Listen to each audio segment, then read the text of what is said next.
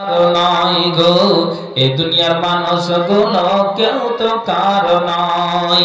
একলা জীবন একলা মরণ একলা থাকতে কিসের ভয়, এ দুনিয়ার মানুষ গুলো কেউ তো কারো নাই গো এ দুনিয়ার মানুষ গুলো কেউ তো কারো নাই।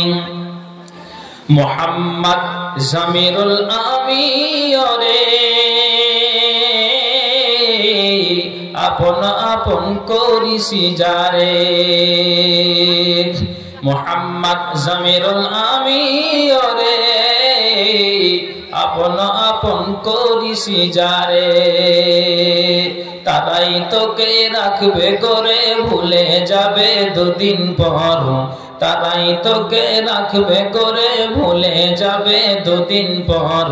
এ দুনিয়ার মানুষগুলো কেউ তো কারো নয় গো এ দুনিয়ার মানুষগুলো কেউ তো কারো নয়।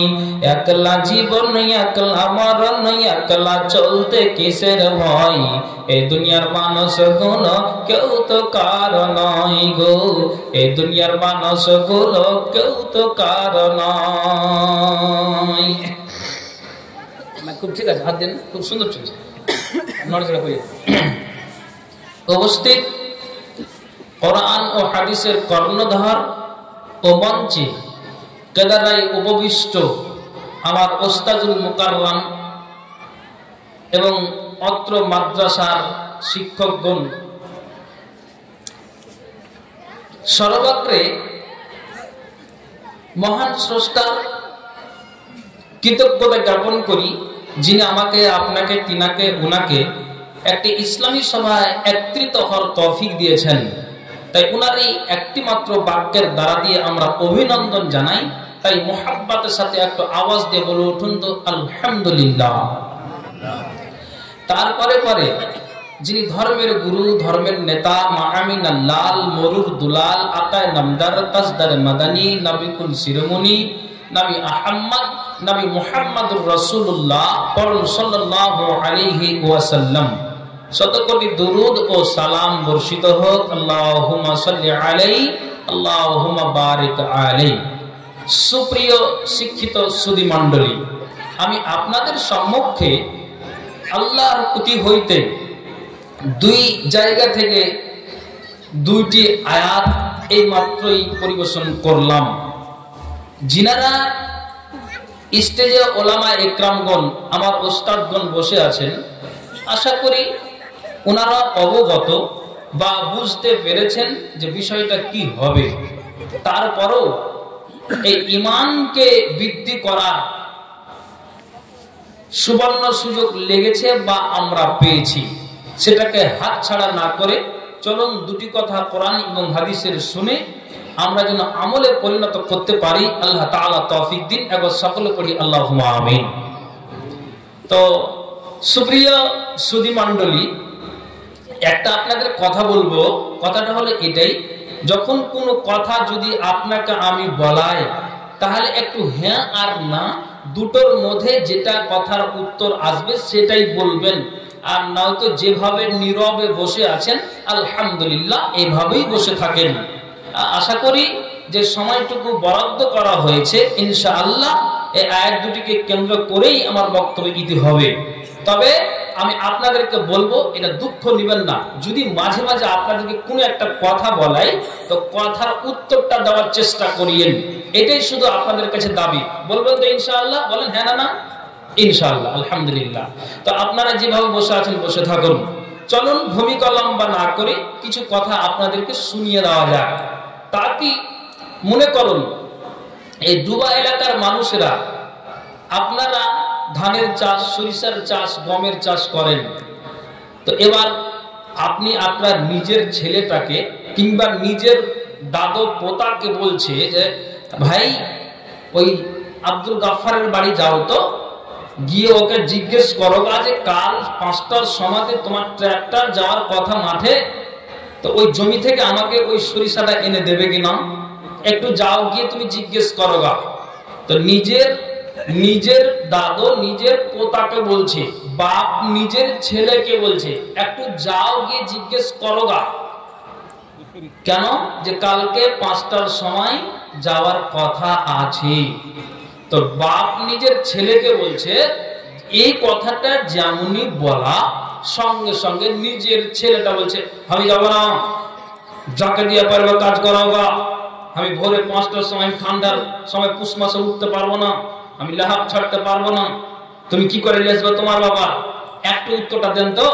বাপ ছেলেকে এই কথা বললো, ছেলে কারেন্ট কথাটা অস্বীকার করলো। আপনি আমাকে হ্যাঁ আর না বলেন, বাপ আর ছেলের কিছুক্ষণের জন্য, যদিও জন্মদাতা বাপ, সম্পর্কটা একটু ছিন্ন হবে না? বাপের মনোক্ষুণ্ণ হবে না? বাপের মন বিরক্ত হবে না? অবশ্যই হবে। কেন হবে? যেহেতু বাপ একটা কিছু কাজের আদেশ করলে সেটাকে অস্বীকার করলো। চলুন, আশা করি জ্ঞানীগুলি মানুষ আপনারা বুঝতে পেরেছেন। তেমনি আল্লাহ বলছেন যে আমি তোমাদের সৃষ্টি করেছি, যা আমি বিধান দিয়েছি, রসুল যা বিধান দিয়েছেন, এগুলোকে একজোট করে তোমরা মেনে নাও। যদি মেনে নাও তাহলে আল্লাহ বলছেন তোমার সাথে আমার সম্পর্ক থাকবে, তোমার সাথে আমার ভালোবাসা থাকবে, তোমার সাথে আমার মহব্বত থাকবে। নইলে যদি আমি কোরআনে যা যা বলেছি এটাকে যদি অস্বীকার করো, নবী যা বলেছেন এগুলোকে যদি অস্বীকার করে এড়িয়ে চলো, তাহলে জেনে নিতে হবে যে তোমার সাথে আমার সম্পর্ক, আল্লাহ বলছেন, বাতিল। বান্দা এবং আল্লাহর কোনো রিলেশন নাই, কোনো সম্পর্ক নাই, তোমার কাছ থেকে আমি ছিন্ন হয়ে গেলাম, যেহেতু তুমি আমার কথাকে অস্বীকার করে চলছো। কথা বুঝতে পেরেছেন? হ্যাঁ না? বুঝতে পেরেছেন? একটু হ্যাঁ না বলবেন, এটা আমার একটা অভ্যাস হয়ে গেছে।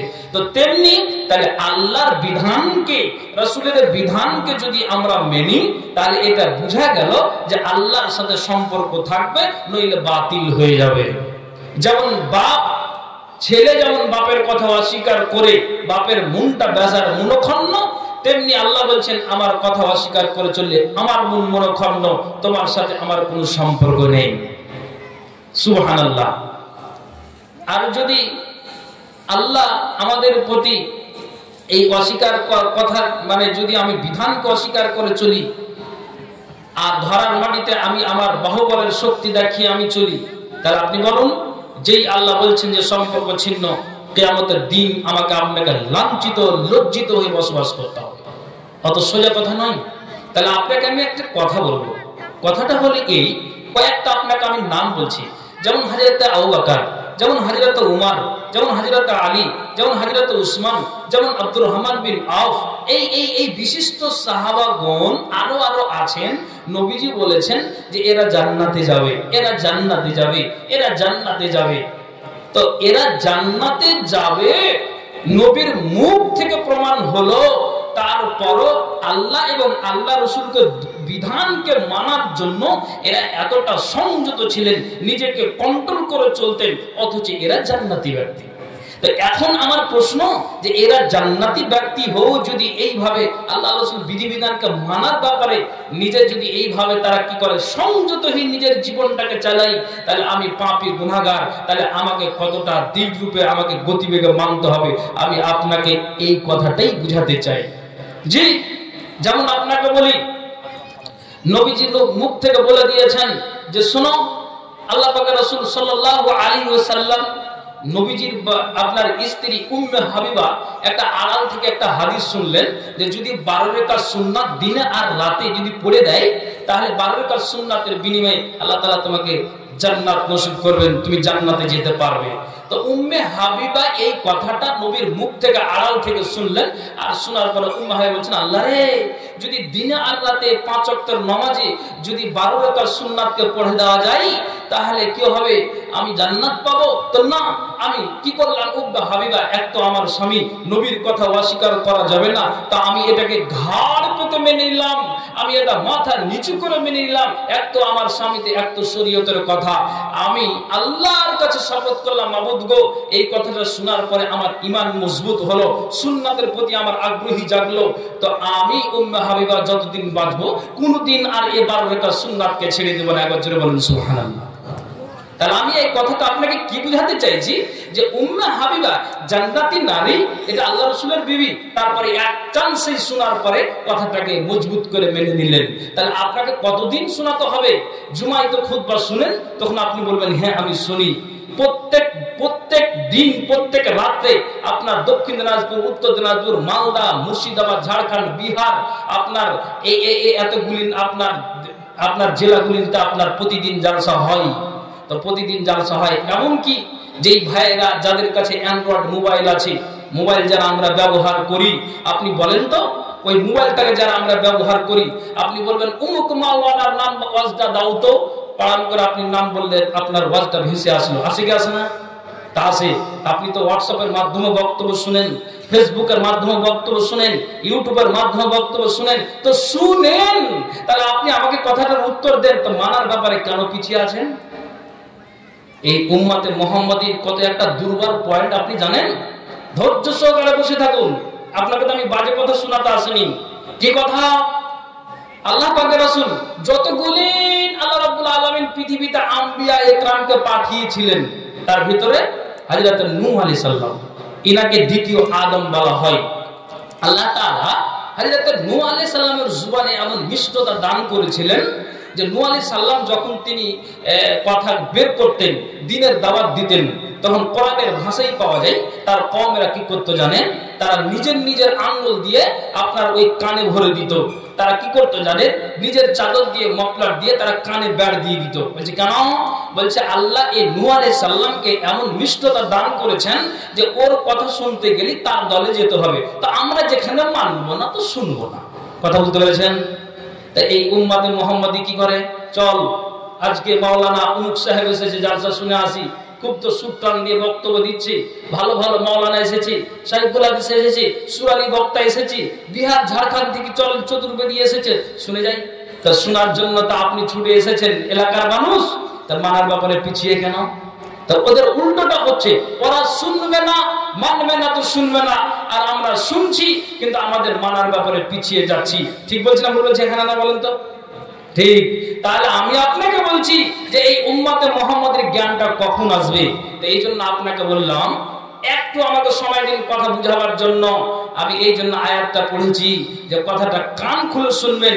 সাহাবীরা জান্নাতি হতে গেল, এরা মানার ব্যাপারে এতটাই মজবুত ছিলেন এবং আল্লাহকে কাছে করেছেন এবং আল্লাহর সাথে সম্পর্ক ভালোবাসাটা সদা সর্বদা তাদের ছিল। আল্লাহ বলছেন তোমরা হলে আমার খাস বান্দা, খাঁটি বান্দা। জি, একটা কথা আপনাকে বলি, এই জন্য আল্লাহ তাআলা কোরআনের আয়াতে তিনি জবাব দিলেন কি?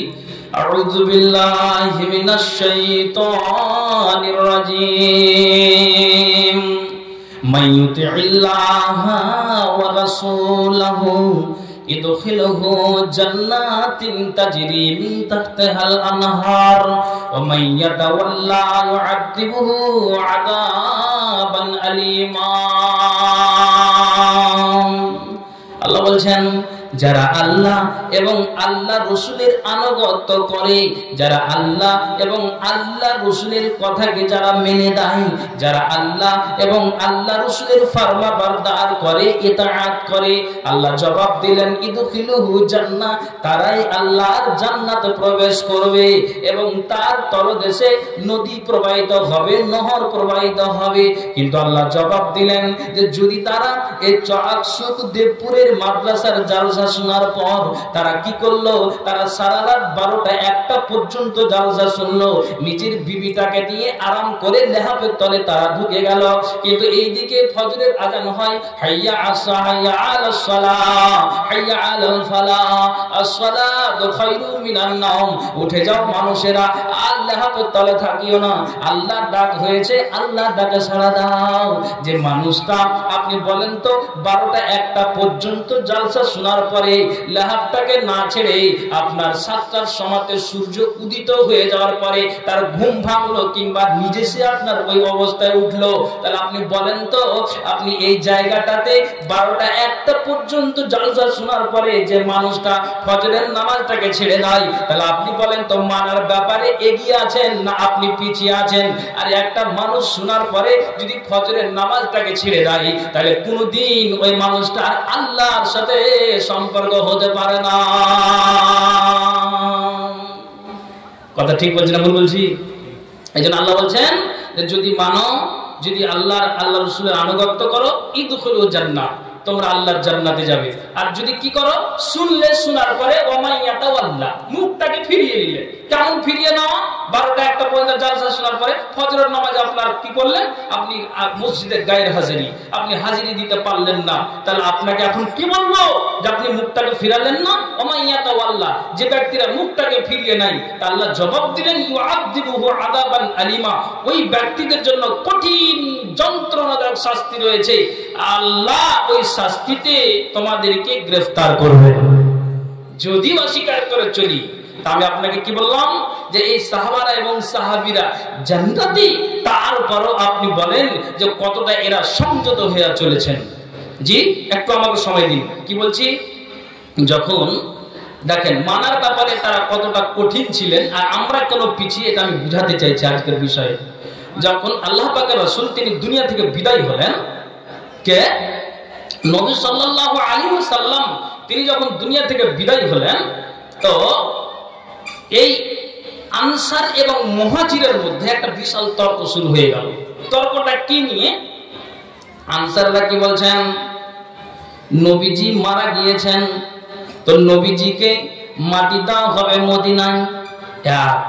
আর মুহাজিরেরা তর্ক করলেন যে আল্লাহ পাকের রাসূলকে এখান থেকে মক্কাতে নিয়ে যাব আর ওখানে গিয়ে নবীজিকে দাফন করব। কেন না, তো নবীজি জন্মভূমি হলো মক্কায়, এখানে আর থাকতে দেব না, নবীজির ডেড বডিকে নিয়ে আমরা খাটলাতে করে আমরা এখান থেকে নবীজিকে নিয়ে মক্কাতে আমরা মাটি দিব। আনসাররা বলছেন এটা কসমিন কালে হতে দেব না। মুহাজির বলছেন আমরা মদিনাতে মাটি দিব না, এটা কোনোদিন হতে পারে না। নবীজি আমার ঠিক বাকি গোর স্থান থেকে আসার পরে একটা গোলাম নবীজির সাথে ছিলেন, আর ওই অবস্থাতে তিনি যেন ওখান থেকেই বাকি গোর স্থান থেকে আসার পরে আল্লাহ পাকের রাসূলের যেন তিনি এতটাই জর্জরিত হয়েছেন, তো আয়েশার কামরাতে প্রবেশ করলেন, তো নবীজি থরথর করে কাঁপছেন। তখন বলছেন আয়েশা রে, আমার এত জ্বর এসেছে, মনে হয় আমি আর বাঁচবো না। কেননা কোন আপনার ছেলেকে যদি জ্বর হয়, শরীরটা যদি আপনার কোন রকম হয়, ডাক্তার পরামর্শ দিল একটা গামছা নাও, একটা চাদর নাও, আর ওই গামছা আর চাদর নিয়ে ওই বাচ্চাটার গা মুছ করে দাও। তেমনি নবীজি এত জর্জরিত হলেন, আল্লাহ পাকের রাসূল তিনি আয়েশার কামরাতে শুয়ে পড়লেন। আর নবীজি ওই আয়েশা বলছেন যে নবীজি যখন শুয়ে পড়লেন, তো আমার বক্ষ দেশটাতে তিনি মাথা রাখলেন, আর মাথা রেখে আল্লাহ পাকের রাসূল তিনি ওই জায়গাতে শুয়ে আছেন। তা আমাকে কয়েকটা নবীজি আমাকে কথা বললেন, খুব কান খুলে শুনবেন দাদারা আমার, মানার ব্যাপারে কতটা কঠিন। তারপরে যেইভাবে হোক না কেন আল্লাহ পাক রাসূল তার একদিন দুই দিন আগে নবীজি মসজিদে নববীতে প্রবেশ করলেন। আল্লাহ পাকের রাসূল মসজিদে নববীতে প্রবেশ করলেন, সময়টা ছিল মাগরিবের সময়, আর ওই সময় এই নবীজি ইমামতি করলেন। আর আল্লাহ পাকের রাসূল অসুস্থ থাকা সত্ত্বেও তিনি সূরা মুরসালাতকে পাঠ করেছেন। এই সূরাটাতে 50টা আয়াত আছে, 77 নাম্বার সূরা। নবীজি আমার ওই অসুস্থ থাকা সত্ত্বেও তিনি কি করলেন, 50টা আয়াত, প্রথম রেখাতে 25, তারপরে 25, 50টা আয়াতকে পাঠ করলেন, সালাম ফিরলেন, মাগরিবের নামাজ পড়ার পরে আয়েশার কামরাতে গেলেন।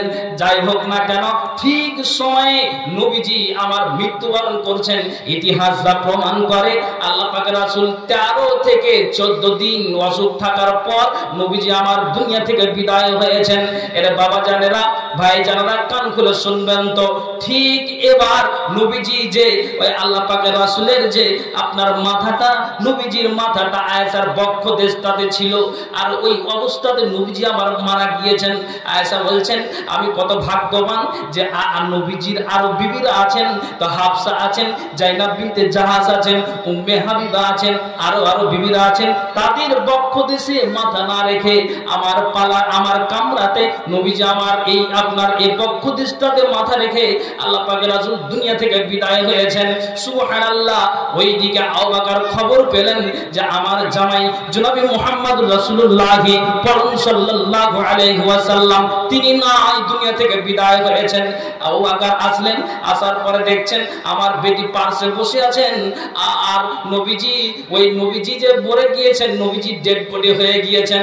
আল্লাহ পাকের রাসূলকে 3টি ইয়ামানি সাদা চাদর দিয়ে ঢাকানো আছে, আর ওই মতো অবস্থাতে আয়েশার চোখ দিয়ে আপনার পানি আসে।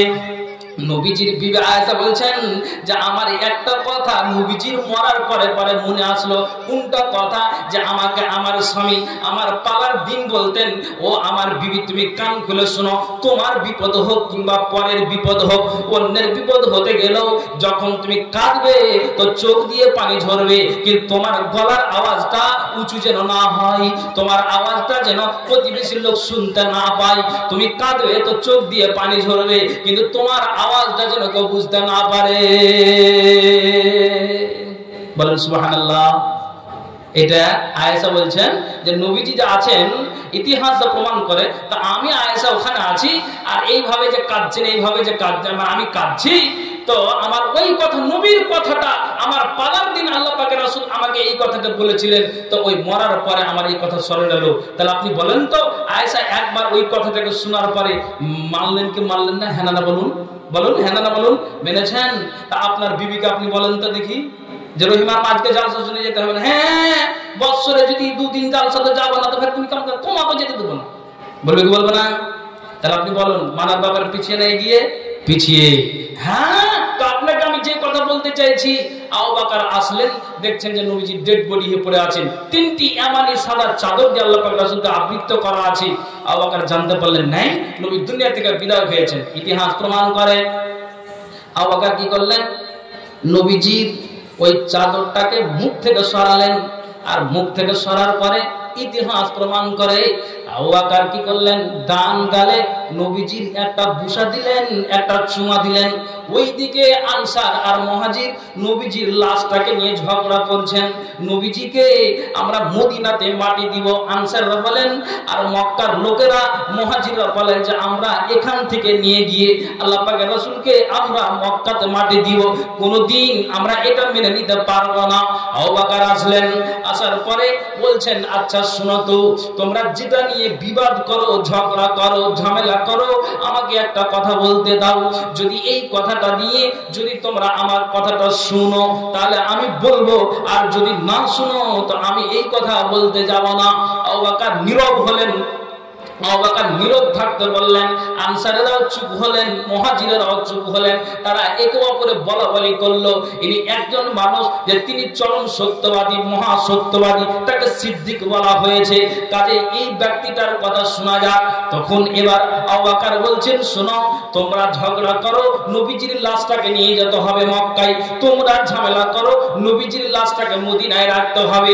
শোনো, আমি আল্লাহ রাসূলের মুখ থেকে বলতে শুনেছি, নবীজি যখন তিনি নবীজির সাথে আমি থাকতাম, নবীজির সাথে আমি উঠতাম বসতাম, নবীজির আপদে বিপদে আমি আবু বকর ছিলাম।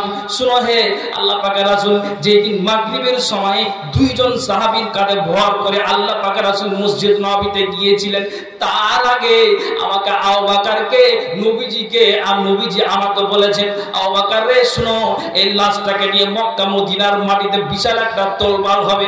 আবু বকর তুমি একটা চরম সত্যবাদী, তুমি একজন সত্যবাদী মানুষ, তোমাকে মক্কা নগরী, তোমাকে মদিনার কান্ট্রির মানুষেরা, বিশ্বের মানুষেরা জানে আবু বকর একজন সিদ্দিক ব্যক্তি। পৃথিবীর মানবরে একটু কান খুলে শুনবেন তো। তখন এবার নবীজি বলেছেন, আর ওই কথাটাই আবু বকর মানুষের সামনে অর্থাৎ আনসার মুহাজিরের সামনে ব্যক্ত করছেন, শুনো এটা নিয়ে ঝামেলা করিও না, বিবাদ করিও না। কেন? ইন্নী সামি'তু রাসূলুল্লাহি সাল্লাল্লাহু আলাইহি ওয়াসাল্লাম ইয়াকুলু মা কুবিদা নাবিয়ুন ইল্লা দুফানা হাইসু মা ইকবাজু। আবু বকর বলছেন আমি নিজে নবীর মুখ থেকে বলতে শুনেছি, নবীরা যেখানে মৃত্যুবরণ করেন সেখানেই কবরস্থ করা হয়। একবার জোরে বলুন সুবহানাল্লাহ। এবার আমাকে উত্তরটা দিবেন চকসুদ্দপুরের মানুষ। এই কথাটা আবু বকর একবার বলা, তবে আনসার আর মুহাজির বলছে রে নবীর কথা যদি এখন অস্বীকার করি সবাইকে লাল ঘরে যেতে হবে। তখন আনসার আর মুহাজিরেরা এক বাক্যে হাতে হাত মিলিয়ে, গলায় গলা মিলিয়ে, সিনাতে সিনায় মিলিয়ে একে অপরে তারা ভালোবাসা বন্ধুত্ব গড়ে উঠলো। তাদের ভালোবাসাটা জন্মে গেল, দ্বিগুণ মহব্বত বেড়ে গেল। বলছে না, নবীর কথা অস্বীকার করা যাবে না, আর ইনি একজন হচ্ছে কি চরম সত্যবাদী মানুষ, তা আমি এই কথাটার অস্বীকার আমরা করব না। এক বাক্য সবাই মেনে নিলেন। একবার জোরে বলেন সুবহানাল্লাহ। তাহলে আমি আপনাকে বলছি যে যদি এই আল্লাহ এবং আল্লাহ রাসূলের বিধি বিধানকে আমরা যদি মানি, তাহলে আপনি বলেন আল্লাহর সাথে আমাদের ভালোবাসা বাড়বে না কমবে? বলেন না জি ভাই, বাড়বে। তাহলে আমি পিছিয়ে কেন আছি? আমি পিছিয়ে কেন আছি? এটা ঈমানের দুর্বল। আপনি কখন মানবেন? আপনি মানবেন কখন? মাথায় উঠবে কখন? আপনি বলুন।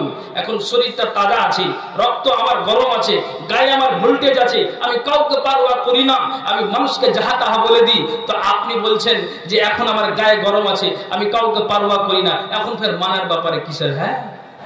হ্যাঁ, বুঝবেন কখন? আপনাকে একটা কথা বলছি, ভারতবর্ষের মধ্যে সবচেয়ে ধনী ব্যক্তিকে নামটা জানা আছে কারণ? মুকেশ আম্বানি। কে ব্যক্তিটা? মুকেশ আম্বানি। তার বিবিকে একটা অ্যান্ড্রয়েড মোবাইল কিনে দিয়েছে, আপনি জানেন? 40 লক্ষ টাকা মোবাইলটার দাম। কত বললাম? তার পিছন দিকে সোনা আর চাঁদি লাগা আছে। তো মুকেশ আম্বানির ছেলে বলছে যে বাবার করোড়পতি হতে গেল আমার মনটাতে শান্তি নেই। তার ছেলে বলছে কেন? বলছে মায়ের মোবাইলের দিকে লক্ষ্য করছি, সোনা আর চাঁদি পিছনে লাগা আছে। আপনি গুগল আর ফেসবুক সার্চ করবেন, আপনি দেখতে পাবেন। তো বলছে বাবার মায়ের অ্যান্ড্রয়েড মোবাইল যেটার দাম 40 লক্ষ টাকা, আমি সেই দিকে লক্ষ্য করে দেখছি, তাও আমার মনে শান্তি নাই। যখন আমি বাইরে থেকে 4 চাকাতে করে যখন বাড়ি প্রবেশ করি, ট্যুরে যাই, আবার বাড়ি প্রবেশ করি, যেই বাড়িতেই নজর দিই, যেই ঘরে ঢুকায়, শুধু হীরা আর চাঁদির মতো চকমক চকমক করে জ্বলছে। আমি মুকেশ আম্বানির ছেলে, তারপর আমার শান্তি নেই। বলছে কেন? কেন শান্তি নেই? তিরমিজি রাহমাতুল্লাহ আলাইহি তিনি একটা হাদিস বর্ণনা করেছেন, কি মান বাতা আমিনান ফি সিরবিহি মুআফান ফি বাদানিহি ইনদাহু কুতু ইয়াউমিহি ফাকান্নামা হিজাত লাহু দুনিয়া বিহাজাফিরাহা। রাসূল বলেন, এর দুনিয়ার মানুষেরা, যে ব্যক্তিটা নিজের ঘরে নিরাপদে ঘুমাতে পারে, এক মুআফান ফি বাদানিহি, এবং তার শরীরটা 24 ঘন্টাই সুস্থ থাকে, না অসুখ আছে, না কোনো বিপদ আছে, না কোনো অসুবিধা আছে, শরীরটা 24 ঘন্টায় সুস্থ থাকে, মুআফান ফি বাদানিহি।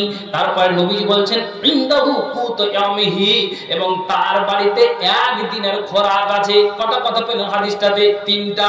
আবার তর্জমা করি, নবীজি বলছেন যেই ব্যক্তি নিজের গৃহে বাড়িতে নিরাপদে ঘুমাতে পারে, এক, যেই ব্যক্তির শরীরটা 24 ঘন্টায় সুস্থ থাকে, 2, এবং তার বাড়িতে একদিনের খোরাক থাকে, 3। নবীজি বলছেন এই ব্যক্তিটাকে পুরো দুনিয়ার আরাম আয়েশ বড় একটা নিয়ামত দান করা হয়েছে। একবার জোরে বলুন সুবহানাল্লাহ। তাহলে আপনাকে বলবো, চকসুদ্দপুরের মানুষ, আপনার একদিনের খোরাক আছে, আপনি বলবেন না আল্লাহ অঢেল পরিমাণে মাল দিয়েছে। আপনার পুরা ঘর আছে, আপনি বলবেন না আমার দোতলা বাড়ি, আমার ছেলের এত তালা বাড়ি, আমার ছেলের এত জমি জায়গা, আমি আমার একদিনের খোরাক নেই, আমার বাড়িতে প্রতিদিন 10টা 20টা করে মানুষ যদি খেয়ে যায়, তা আমার অসুবিধা নাই, শরীর খুব তাজা আছে মাওলানা। তো চলেন নামাজে চলেন। ওইটা কেনা বলছেন পুষ মাস যে চলে এলো। তাহলে আপনি মানলেন? আপনি মানলেন? কই মানলেন? তো মুকেশ আম্বানির ছেলের কথাটা যেটা আমি বলতে চাইলাম, হাদিসটাকে কেন্দ্র করে উনি বলছেন তারপর আমার শান্তি নেই। এই জন্য বলছে আমি আমার শরীরটাকে নিয়ে আমি কোথায় গেলাম, ভারতের যতগুলি ডাক্তারেরা আছে আমার শরীরটাকে চেক আপ করা হলো। ইংল্যান্ড গেলাম, মালয়েশিয়া গেলাম, থাইল্যান্ড গেলাম, নিউজিল্যান্ড গেলাম, পাকিস্তান গেলাম, যতগুলি দাস আছে বড় বড় ডাক্তারদের কাছে আমার ওয়াল বডিকে চেক আপ করা হলো। তো বাবার টাকা নিয়ে কি করব? আমার ঈশ্বর, আমার ভগবান আমাকে কি এমন অসুখ দিয়েছে যে অসুখটা ধরা পড়ে না। কাজে আমি টেনশনে আছি যে বাবার টাকার দিকে আমার নজর যায় না। যার যে মানুষটার শরীরটার সুখ নাই, শান্তি নাই, বাবার টাকা নিয়ে কি করব? তার জন্য বাবা করোড়পতি হতে গেলেও আমার মনে শান্তি নাই। আপনি কথা বলুন। তাহলে আপনার এখন শরীর সুস্থ আছে, কখন আপনি মানবেন? ভাইজান, মাথায় কথাগুলি উঠান। আপনাকে বলছি আপনি মানবেন কখন? এখানে যতজন লোক বসে আছেন একটা কথা শুনবেন। একটা লোক মালদার কথা বলছি, এটা উন্নতি কল্পে জালসা, একটা লোক স্টেজে 80,000 টাকা নিয়েছে। কত বলবো? একটা জব দেন আমাকে সবাই।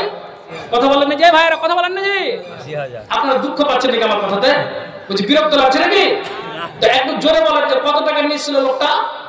হ্যাঁ, একটু কথা বলবেন। 80,000। আমার বলছে মালান আপনি গুনে দেন তো। আমি চাই গুনতে পারবো না। 80,000 টাকা এত স্টেজে গোনা সম্ভব নাকি? তো 80,000 টাকা ওই বাচ্চারা নিয়েছে। তখন আমি কি করেছি? টেবিলে রেখে দিয়েছি। সবাই আমাদের দর্শকরা ইশারা দিচ্ছে যে মাওলানা আপনি উনাকে ধরেন, কেন আল্লাহ ওনাকে এত মাল দিয়েছে, এত মাল দিয়েছে। বলছি কেমন মাল দিয়েছে? 2খানা ট্রাক্টর আছে, জেসিপি আছে, বোলেরো আছে, দোতলা বাড়ি, 40-45 বিঘা জমি, 4টা ছেলে, তো 4 জনের জন্য বাইক দিয়েছে। আপনি আমাকে জবাব দেন, এই লোকটার কিছু অভাব আছে? জি ভাই, কিছু অভাব নেই। তখন আমি কিন্তু কিছুটা দূর চলে গিয়েছে, তখন ঘুরিয়ে রাখছি, ভাই আপনি শুনেন। আসার পরে আমি বলছি যে আপনি তো 80,000 টাকা দিলেন, তো আপনি আর 20,000 টাকা দিয়ে দেন, 1 লক্ষ করে দেন তো। তখন বলছেন যান, আমি আলহামদুলিল্লাহ আমি দিয়ে দিলাম। কেন? একবার বলা মাত্র লোকটা আর 20,000 টাকা দিয়ে, কত হলো? 1 লক্ষ টাকা হলো। আমার দিকে খেয়াল করবেন কিন্তু, জি, তাহলে আমি জানবো যে আমার দিকে আপনারা চেয়ে আছেন। তখন 1 লক্ষ টাকা টোটাল হলো। একবার বলা মাত্র লোকটা দাম দিয়ে দিল, চলে গেল। চলে যাওয়ার পরে কিছুটা দূর গিয়ে তখন আবার ঘুরিয়ে ডাকছি, ওকে বলছি যে ভাই শুনেন। তখন বলছে যে আর পা বাড়াই না, যে মুনিশ আর কিছু আমার কাছে নেই। আমি চাইলি বলে আপনি আসেন তো, তারপরও আসে না। আমি আপনি আসেন না, আসেন তো, দরকার আছে আপনার সাথে। কিন্তু ডাক্তার বেচারা কথাটাকে না উঠোর করে, ও বেচারা কিন্তু 1 পা 2 পা করে আসলো। আসার পর আমি বলছি আপনার সাথে আমার সালামটা বাকি আছে, আপনি হাতটা বাড়ান, বাড়ান। হাত বাড়ালো বলে বলছি আল্লাহ আপনাকে এত ধন দিয়েছে যে আপনি 80,000 টাকা নিজে দিলেন, আবার 20,000 টাকা চাইলাম সেটাও আপনি দিলেন। তো 1 লক্ষ টাকা 80,000 ইচ্ছা দিয়েছেন, আর 20,000 টাকা দাবি করেছি সেটাও আপনি দিয়েছেন। তো আপনার দানটা দেখে আর শুনে মনটা খুশি হয়ে গেল। তো এই জন্য আপনাকে ডাকছি যে সত্যি আপনি খুব উদারতা মনের মানুষ, খুব আপনি যেন উদারতা মনের মানুষ, খুব আপনি এক দিলখুশ মানুষ। তো আপনার দানটা দেখে আমার অন্তরটা জুড়িয়ে গেল। তো এই জন্য আল্লাহ আপনাকে যেমন ধন দিয়েছে, তেমন তার সাথে সাথে আপনাকে মাল দিয়েছে। এই জন্য খুব মনটা খুশি হয়ে ডাকলাম। তো ওকে বলছি যে আপনি কি নামাজ রোজা করেন? তখন ও হাঁকে পাল্টা জবাব দিয়েছে, মৌলভী সাহেব তুমি আরো 20,000 নিলা, কিন্তু হাঁকে ওদিকে চাপ দিও না। কি শুনতে পেলেন? এবার আপনি আমাকে জবাবটা দেন তো। দক্ষিণ দিনাজপুরের মানুষ, এই লোকটা মার ব্যাপারে পিছিয়ে আছে না এগিয়ে আছে? পিছিয়ে আছে। উর্দু কই বলেন, कुछ नेक काम कर जा दुनिया में नाम कर जा, कुछ तो नहीं रहेगा रह जाएगी कहानी, ए है मिट्टी का पुतला जिसमें तेरी फानी। কি বললেন? कुछ नेक काम कर जा दुनिया में नाम कर जा, कुछ तो नहीं रहेगा रह जाएगी कहानी, ए है मिट्टी का पुतला जिसमें तेरी फानी। যাও কবরে যাও, তো নেকি করে যাও, কিছুই থাকবে না, তোমার ভালো আর মন্দর কাহিনীটা থাকবে। এটা মিট্টি, এই পুতলা মিট্টি, দেখো তোমার এই জিসিম চলে যাবে মাটিতে, সব মিশে যাবে। যাও তো নেকি করে যাও, ভালো কাজ করে যাও, মানুষের সামনে ভালো আর মন্দ এটাই ইতিহাস থাকবে। তো যাও তো ভালো কাজ করে যাও। তা আপনার কি দিয়ে বুঝাবো কখন এই উম্মতে মুহাম্মাদের জ্ঞানটা আসবে? কখন আপনার জ্ঞানটা আসবে? আপনার মগজে উঠান, কথাগুলোকে উঠিয়ে আপনি বাড়ি নিয়ে যান। এটাই আপনাকে আমি বুঝাতে চাইছি। জি, একটা আপনাকে নজির দিই। মুআয বিন জাবাল আল্লাহ রাসূলের পাশে ছিলেন, আর নবীজি যখন মুআয বিন জাবালকে ওই ইয়ামানের গভর্নর করে পাঠাচ্ছেন, তখন কিন্তু আল্লাহ রাসূল পাঠাচ্ছেন তার আগে একটা কথা নবীজি বলছেন, মুআয কান খুলে শোনো, যখন তুমি এই রাস্তাটা দিয়ে অতিক্রম করবে তখন তুমি জেনে রাখো আনতা মুররা বিমাসজিদি ওয়া কওলি, যখন এই রাস্তাটা দিয়ে অতিক্রম করবে অর্থাৎ মসজিদের পাশে দিয়ে যখন তুমি গমন করবে যাবে, তখন তুমি কান খুলে শোনো, তখন তুমি ওই ইয়ামান থেকে ফিরে আসার পরে নবীজিকে আর তুমি দেখতে পাবে না রে, নবীজিকে দেখতে পাবে না। অর্থাৎ তোমাকে কান খুলে বলি, তুমি আমার দিকে নজর দাও। যখন তুমি আসবে তখন এই মসজিদ দিয়ে অতিক্রম করবে, তখন তুমি কি করবে? নবীর কবর জিয়ারত করতে আসবে, অর্থাৎ জীবিত রাসূলকে আর দেখতে পাবে না। মুআয বিন জাবাল একটা বাচ্চা ছেলে যেমন দুধের মতো কান্না করে, একটা বাচ্চা ছেলে যেমন ডুকরে ডুকরে কান্না করে, কিসের জন্য কান্না করে? মা কাজীরত আছে, বাচ্চা জুল্লুতে ঘুমিয়ে আছে, বাচ্চা যেমনই তা মা উঠালো নিজের স্তনে লাগালো, বাচ্চার কান্নাটা বন্ধ হয়ে গেল। তেমনি মুআয বিন জাবাল একটা বাচ্চা ছেলে যেইভাবে কান্না করে সেইভাবে ওই মুআয বিন জাবাল ডুকরে ডুকরে কান্না আরম্ভ করে দিলেন। তখন আল্লাহ পাক রাসূল বলছেন, লা তাবকি ইয়া মুআয, মুআয রে খবরদার এইভাবে কান্না করিও না, এই চিৎকার করে কান্না করো এটা শরীয়ত সাপোর্ট করেনি, এই আওয়াজ দিয়ে কান্না করো এটা শরীয়ত সাপোর্ট করেনি। ইন্নাল বুকা আমিনাশ শাইতান, হু হু করে চিৎকার করে কান্নাটা শয়তানের পক্ষ থেকে আসে। মুআয বিন জাবাল বলছেন, নবীজি যখন আমাকে দাঁড়িয়ে দাঁড়িয়ে এই ওসিয়তটা করলেন তখন আমার মগজে এই কথাটা ঢুকে গেল। তখন আমি কি করলাম, আমি যখনই এই কথাটাকে মগজে উঠে নিলাম, এই কান্নাটা শরীয়ত সাপোর্ট করেনি। আর শরীয়ত যেটাকে সাপোর্ট করেনি, একটা মানুষ যদি সাপোর্ট করে দেয় তাহলে যেমনি তবে কিয়ামতের দিন তাকে জবাবদাহি দিতে হবে। আমি মুআয বিন জাবাল নবীর কথা মতো আমি সাইলেন্স হয়ে গেলাম, চোখ দিয়ে পানি ঝরাই কিন্তু আমি আওয়াজ করে কান্না করি না। একবার জোরে বলুন সুবহানাল্লাহ। এই লোকগুলা জান্নাতি না জান্নাতি নয়? হ্যাঁ না বলুন জান্নাতি। একজন সেই কথাগুলিকে মেনে নিচ্ছে, আপনি কখন বুঝবেন? এই চকসিদ্ধ পরের মানুষ, আপনি কখন বুঝবেন বলেন? জি আজ আছি কাল দুনিয়া ছেড়ে চলে যাব, আপনি কি শুনবেন? আপনাকে বাজে কথা আমি শুনিয়ে রংরাজ করে চলে যাব, এটা তো আমি চাইছি না। কথা বলছি কোরআন আর হাদিসের কথা শুনুন, দিয়ে মগজে আপনি উঠান। মা বোন আপনারা চলে যাবেন না, বাবজি এটা খুলে তো চলে যাবেন না। একটা কথা আপনাকে বলছি, খুব ধৈর্য সহকারে শুনবেন। উমর বিন খাত্তাব, তো উমরের বাপ হচ্ছে খাত্তাব, এত একটা কড়া মেজাজের মানুষ ছিলেন উমর বিন খাত্তাব। তো উমর বলছেন যে আমার বাপ আমাকে কাজের আদেশ করে, তো আমাকে বাপ আমার কাজের আদেশ করতে গেলেও আমি কাজ করতে করতে ক্লান্ত হয়ে যাই। কথাটা বুঝবেন ভালো করে, এত আমি কাজ করতে ক্লান্ত হয়ে যাই, বাবাকে বলি যে আব্বা একটুখানি লাঞ্চের সময়টা দাও, 10 মিনিট রেস্ট নি, তারপরে কাজে মগ্ন। না, তুমি কাজ চালিয়ে দাও। এটা কখন? উমরের ইসলাম গ্রহণ করার আগের কথা আপনাকে বলছি ভাই, কথাগুলো আমাকে বলতে দিন। উমরের ইসলাম গ্রহণ করার আগের কথা বলছি। তো উমর বলছেন, দেখছি সঙ্গী সাথীরা মাটির কাদাকে সুন্দর করে বানিয়ে কাদাকে ফ্যাট করে তারা পুতুল বানাচ্ছে, আর পুতুল বানিয়ে আমিও আমার কাদা নিয়ে সুন্দর করে ওই মূর্তিগুলোকে বানালাম। এটা ইসলাম গ্রহণের আগের কথা বলছি। বানিয়ে তারাও সাজদা করে, আমিও আমার সাজদা করি, তারাও প্রণাম করে, আমিও আমার প্রণাম করি। আমার বাপ মূর্তি পূজক, আমার বাপও দেখছি ওই কাজ করে। আরে যে আমি আমার খোদাকে বলে মানলাম বা মানছি, তাকে হাত জোড় করে প্রণাম করছি। তো উমর বলছেন যে দেখছি যে সঙ্গী সাথীরা 10 মিনিট আগে যাকে সুন্দর করে জুত করে বানালাম, আবার আছাড় দিয়ে দিয়ে সব মূর্তিগুলোকে ভেঙে ফেলে দিচ্ছে। তো উমর আমি কি করলাম, আমিও আছাড় দিয়ে যেটাকে বানালাম আমি ফেলে দিলাম। উমর বলছে, এটা কোন ধর্ম বাবা? যাকে প্রণাম করছে আবার তাকে ভেঙে চুরমাচাল করে দিতে হচ্ছে। আপনি আমার কথার দিকে খেয়াল করবেন। আসলে আমরা আলেম সমাজের একটা বক্তব্য রাখি যে উমরের বোন আর ভগবত কোরআন তেলাওয়াত করছে, আর উমর ওই কোরআন তেলাওয়াত শুনে মুসলমান হয়ে গেল। কিন্তু আসলে এই কথাটা নয়। কোনটা কথা বলেন তো? নবীজি দোয়া করেছেন, আল্লাহুম্মা আইজ্জাল ইসলাম বিআহাব্বির রাজুলাইনি ইলাইকা বিউমর ইবনুল খাত্তাব আও বিআবি জাহাল বিন হিশাম। নবীজি দুইটা ব্যক্তির জন্য দোয়া করেছেন, একটার নাম হলো উমর আর আরেকটার নাম হলো আবু জাহাল। আল্লাহ রাব্বুল আলামিন বলছেন, আল্লাহ গো তোমার কাছে অ্যাপ্লিকেশন জানাই, তোমার কাছে দরখাস্ত জানাই, যাকে তোমাকে ভালো লাগবে একটাকে তুমি ফিরিয়ে দাও। এরা কোরআনের বিরোধিতা করে, এরা নবীর বিরোধিতা করে, এরা দ্বীনের বিরোধিতা করে, এরা ইসলামের বিরোধিতা করে। কাজেই আল্লাহ যেটা তোমাকে ভালো লাগবে একটাকে তুমি ফিরিয়ে দাও, একটাকে তুমি ফিরিয়ে দাও। আল্লাহ তাআলা হযরত উমরকে তিনি পছন্দ করেছিলেন, উমর মুসলমান হলেন। এবার আপনাকে কাজের কথাটা বলছি, যেই উমরটা আপনার জন্য ইসলাম পূর্বে মূর্তি পূজা করে প্রণাম করছে, সালাম জানাচ্ছে, তাকে এত দেবদেবী করে আপনার মানছে, তাকে খোদা বলে মানলো, আছাড় দিয়ে ভেঙে ফেলে দিল, তার জ্ঞান আসলে কোন ধর্মতে আসলাম। নবী যখন দোয়া করলেন তখন আল্লাহ পাক আল্লাহ রাব্বুল আলামিন হযরত উমরকে চয়েস করেছিলেন, ইসলামের দলে আসলেন।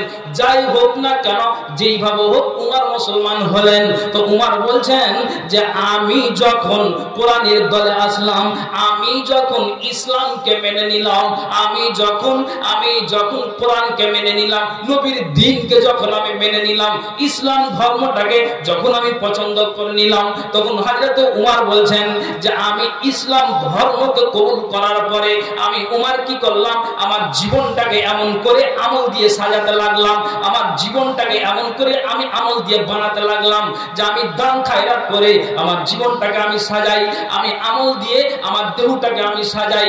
হযরত উমর বলছেন নফল সালাত দিয়ে আমি আমার দেহটাকে সাজাই। হযরত উমর বলছেন রমজান মাসের সিয়াম দিয়ে আমার দেহটাকে আমি সাজাই, যাকাত দিয়ে আমি আমার দেহটাকে আমি সাজাই, রাতে তাহাজ্জুদের নামাজ পড়ে আমি আমার দেহটাকে সাজাই, আমি জিকির আজকারের মাধ্যম দিয়ে তাসবিহ তাহলিলের মাধ্যম দিয়ে আমি আমার দেহটাকে সাজাই।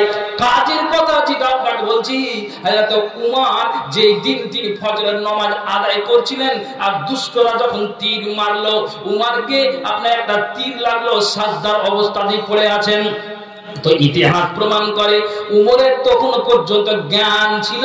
তো উমর বলছেন, ও সঙ্গী সাথীরা, তোমরা এখানে যে সবাই উপস্থিত আছো, তোমরা বসে আছো, একটুখানি আমাকে কথার জবাব দাও। কথা হলো এটাই যে এখনো পর্যন্ত আমার তীর লেগে আছে, কিন্তু আমার জ্ঞান আছে, আপনি তোমরা একটা আমাকে জবাব দাও। জবাব হলো এটাই, একটা মানুষ যদি জ্ঞান থাকা সত্ত্বেও নামাজ ছেড়ে দেয়, রোজাকে ছেড়ে দেয়, যদি দান খায়রাত না করে, নেকির কাজ না করে, অথচ ওই মানুষটাকে যথেষ্ট পরিমাণে আল্লাহ জ্ঞান দিয়েছেন। উমর বলছেন তীরের আঘাত লেগেছে, কিন্তু আমার জ্ঞান হারায়নি রে সাথীরা, জ্ঞান হারায়নি রে। আমাকে একটা কথার জবাব দাও, আমি আমার নামাজটাকে সমাপ্ত করতে পেরেছি কিনা? কেননা যেদিন থেকে ইসলাম আমি কবুল করেছি সেদিন থেকে নিয়ে এখন পর্যন্ত আমার আমল করতে কোনোদিন আমি দ্বিধা করিনি। আর এই উমর যদি নামাজটাকে অসম্পূর্ণ রেখে যদি কবরে চলে যায়, কিয়ামতের দিন উমরকে জবাবদাহি দিতে হবে। কাজে আমি নবীর দ্বীনকে মেনেছি, আল্লাহর কোরআনকে আমি মেনেছি, একটু জবাব দাও আমার নামাজটাকে পুরো হয়েছে কিনা? একবার জোরে বলুন সুবহানাল্লাহ। ইতিহাস থেকে আপনি জ্ঞান নেবেন না তো কখন নেবেন? এই জান্নাতি ব্যক্তি দ্বিতীয় নম্বরে যার নামটা ঘোষণা করেছেন, আপনার মগজে কখন উঠবে? কখন উঠবে? আপনাকে এটা কথা বুঝাতে চাইছি যে উমর বলছেন যে আমি আমার দেহটাকে আপনার ইসলাম কবুল করার পরে আমি সাজাতে লাগলাম আমল দিয়ে। আপনি কখন সাজাবেন? বয়স্ক কালে আপনি খাটলি ধরবেন, নিজের বিবির কাছে আপনি ভারী হবেন, নিজের পোতার কাছে আপনি ভারী হবেন। আপনি কখন সাজাবেন? কখন আপনি মানবেন? বিধানগুলিকে মানার ব্যাপারে আপনি কখন এগিয়ে আসবেন? আপনি কথার জবাব দিন। পৃথিবীর মাটিতে কোন ব্যক্তিকে বলতে পেরেছে যে আমি জান্নাত যাব? বলতে পেরেছে? হ্যাঁ না বলুন।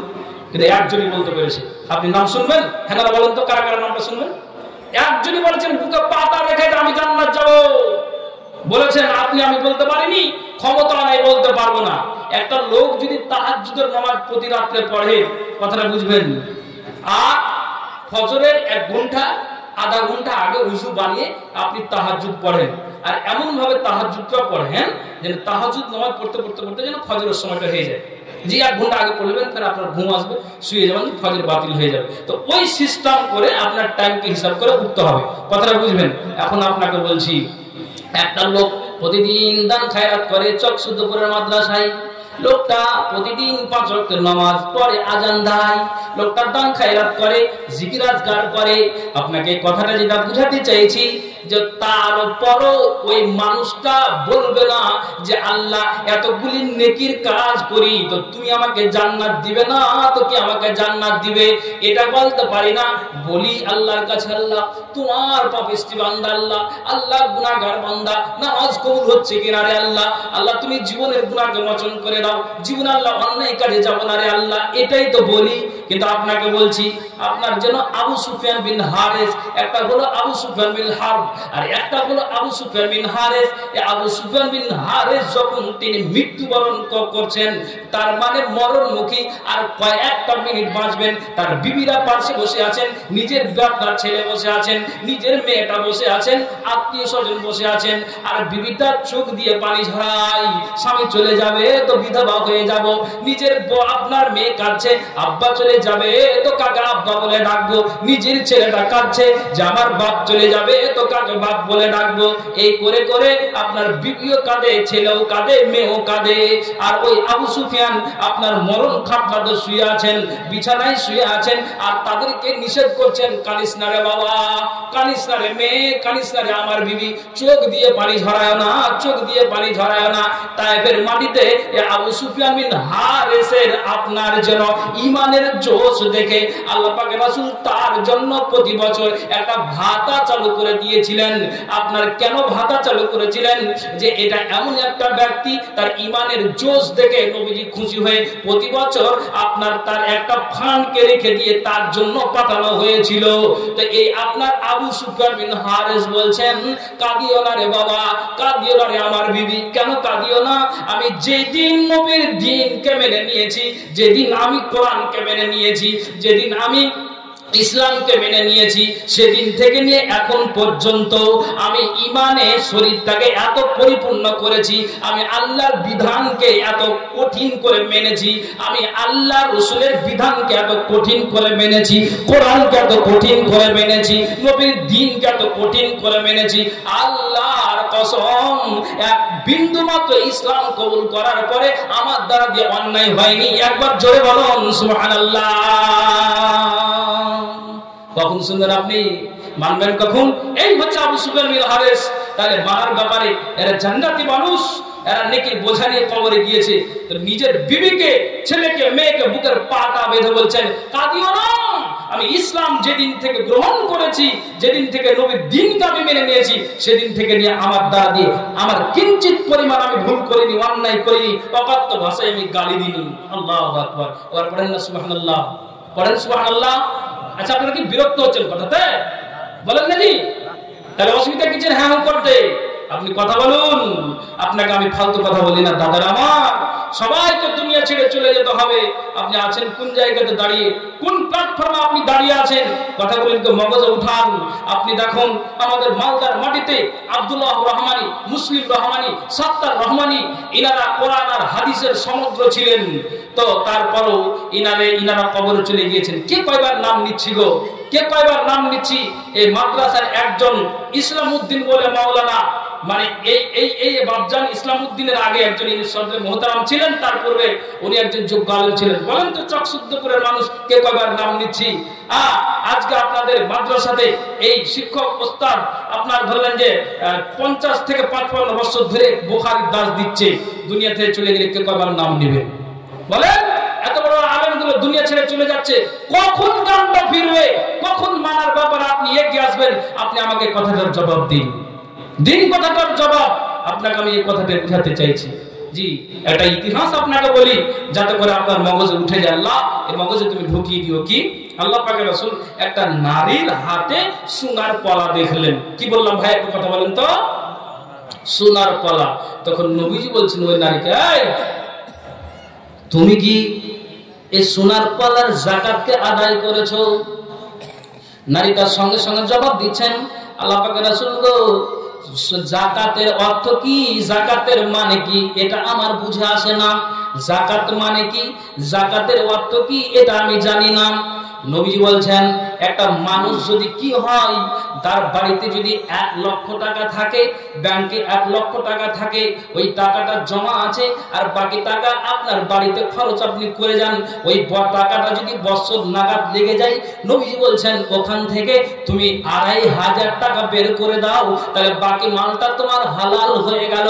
চকসুদ্দপুরের মানুষ মাঠ থেকে তুমি গম নিয়ে আসলে, সরিষা নিয়ে আসলে, তুমি ধান নিয়ে আসলে, আর ধানটাকে নিয়ে এসে ট্রাক্টরের ভাড়া দিলে, মার্সারের ভাড়া দিলে, পাইপকে দিলে, কিন্তু তারপরে নবীজি বলছেন ওখান থেকে তুমি কি করো, তুমি ওষুধটাকে বের করে দাও। ওষুধ বের না করার আগে তুমি কুঠিতে আর গোলাতে ভরে দিও না, ওখান থেকে তুমি ওষুধটাকে বের করে দাও, আর ওষুধটাকে বের করে তুমি ফকির মিসকিনের হকটাকে আদায় করে দাও। নবীজি বলছেন বাকি মালটা তোমার হালাল হয়ে গেল। আল্লাহ পাকের রাসূল গো, যাকাতের মানে কি এটা আমার বুঝে আসে না। নবীজি বলছেন কোন একটা মানুষের বাড়িতে 7 থেকে 7.5 ভরি চুদা আপনার যেন সোনা আর চাঁদি থাকতে গেলে আপনার ওটার হিসাব করে যাকাতটাকে বের করে দিতে হবে। একটা মানুষের যদি ব্যাংক ব্যালেন্স থাকে তাহলে ওই যাকাতের পরিমাণ যেটি গেলে তোমাকে যাকাতটা বের করে দিতে হবে। নারী পাল্টা জবাব দিচ্ছেন, ইয়া রাসূলুল্লাহ, ইয়া হাবিবাল্লাহ, আল্লাহ পাকের রাসূল, আপনি আমাকে কথাটার জবাব দেন তো। যদি আমি এই সোনার পলার যাকাতটাকে আদায় করি, কিয়ামতের দিনে আমার লাভটা কি আছে? আর যদি আমি যাকাতটাকে আদায় না করি, কিয়ামতের দিনে আমার ক্ষতিটা কি আছে? ইতিহাস যা প্রমাণ করে। নবীজি বলছেন, শোনো, যদি তুমি এই সোনার পলার যাকাতকে যদি তুমি আদায় না করো, কাল কিয়ামতের দিনে যেখানে আল্লাহ তাআলা কোরআনে জবাব দিয়েছেন, আল ইয়াউমা নাহশুরুহুম জামিআ, যেদিন সমস্ত মানুষকে আল্লাহ তাআলা জমায়েত করবেন হাসরের ময়দানে, কোনো মানুষ আর বাকি থাকবে না, পৃথিবীর মানুষ সবাই হাসরের ময়দানে জমায়েত হবেন। নারী তুমি শোনাও, ওই দিন তোমাকে কতগুলি মানুষের সামনে জাহান্নামের আগুনের দুটা পলা পড়া হবে। যখনই তোমাকে আগুনের পলা পড়া হবে, তোমার আগুনের পলার কারণে তোমার চামড়াগুলি ঝুলসে যাবে, খসে যাবে, পড়ে যাবে।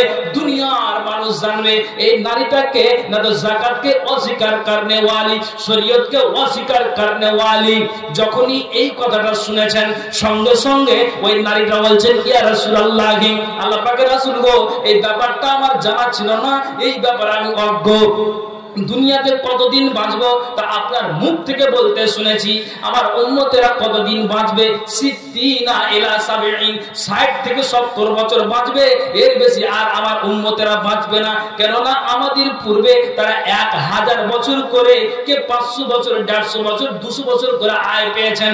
আমার উম্মতেরা 60-70 বছর বাঁচবে। নারীটা জবাব দিচ্ছেন, ইয়া রাসূলুল্লাহ, যদি এই 60-70 বছরের জিন্দেগি নিতে আমি যদি আয়েশ করি, করি, আরাম করি, আমি যদি মজা করি, আল্লাহ পাকের রাসূল গো, তাহলে এই 60-70 বছর জিন্দেগিতে যদি আমার আয়েশ হয়, তারপর আমাকে কবরে যেতে হবে। আমি দুনিয়ার সুখ চাই না, আমি দুনিয়ার শান্তি চাই না। আপনার মতো একটা নবীর কথাকে যদি এই নারীটা অস্বীকার করে, আপনার মতো একটা নবীর কথাকে যদি আমি কথাটাকে অমান্য করে চলি, অস্বীকার করে ধরার মাটিতে চলি, কোরআনে তুমি আল্লাহ জবাব দিয়েছেন যে তাদেরকে কঠিন যন্ত্রণার শাস্তি দেওয়া হবে।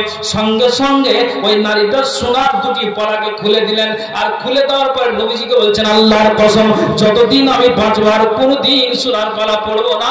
একবার জোরে বলুন সুবহানাল্লাহ। তাহলে মানার ব্যাপারে নারীটা কত কঠিন, বলুন বলুন। আমি আপনি আর কতদিন বাঁচবো, আর কতদিন পর আপনি এগিয়ে আসবেন? জি, আপনার মাথায় উঠে না যে আমি কোন জায়গাতে দাঁড়িয়ে আছি, কোন প্ল্যাটফর্মে আমি দাঁড়িয়ে আছি। আল্লাহু আকবার। আল্লাহ পাকের রাসূল বলছেন, শোনো,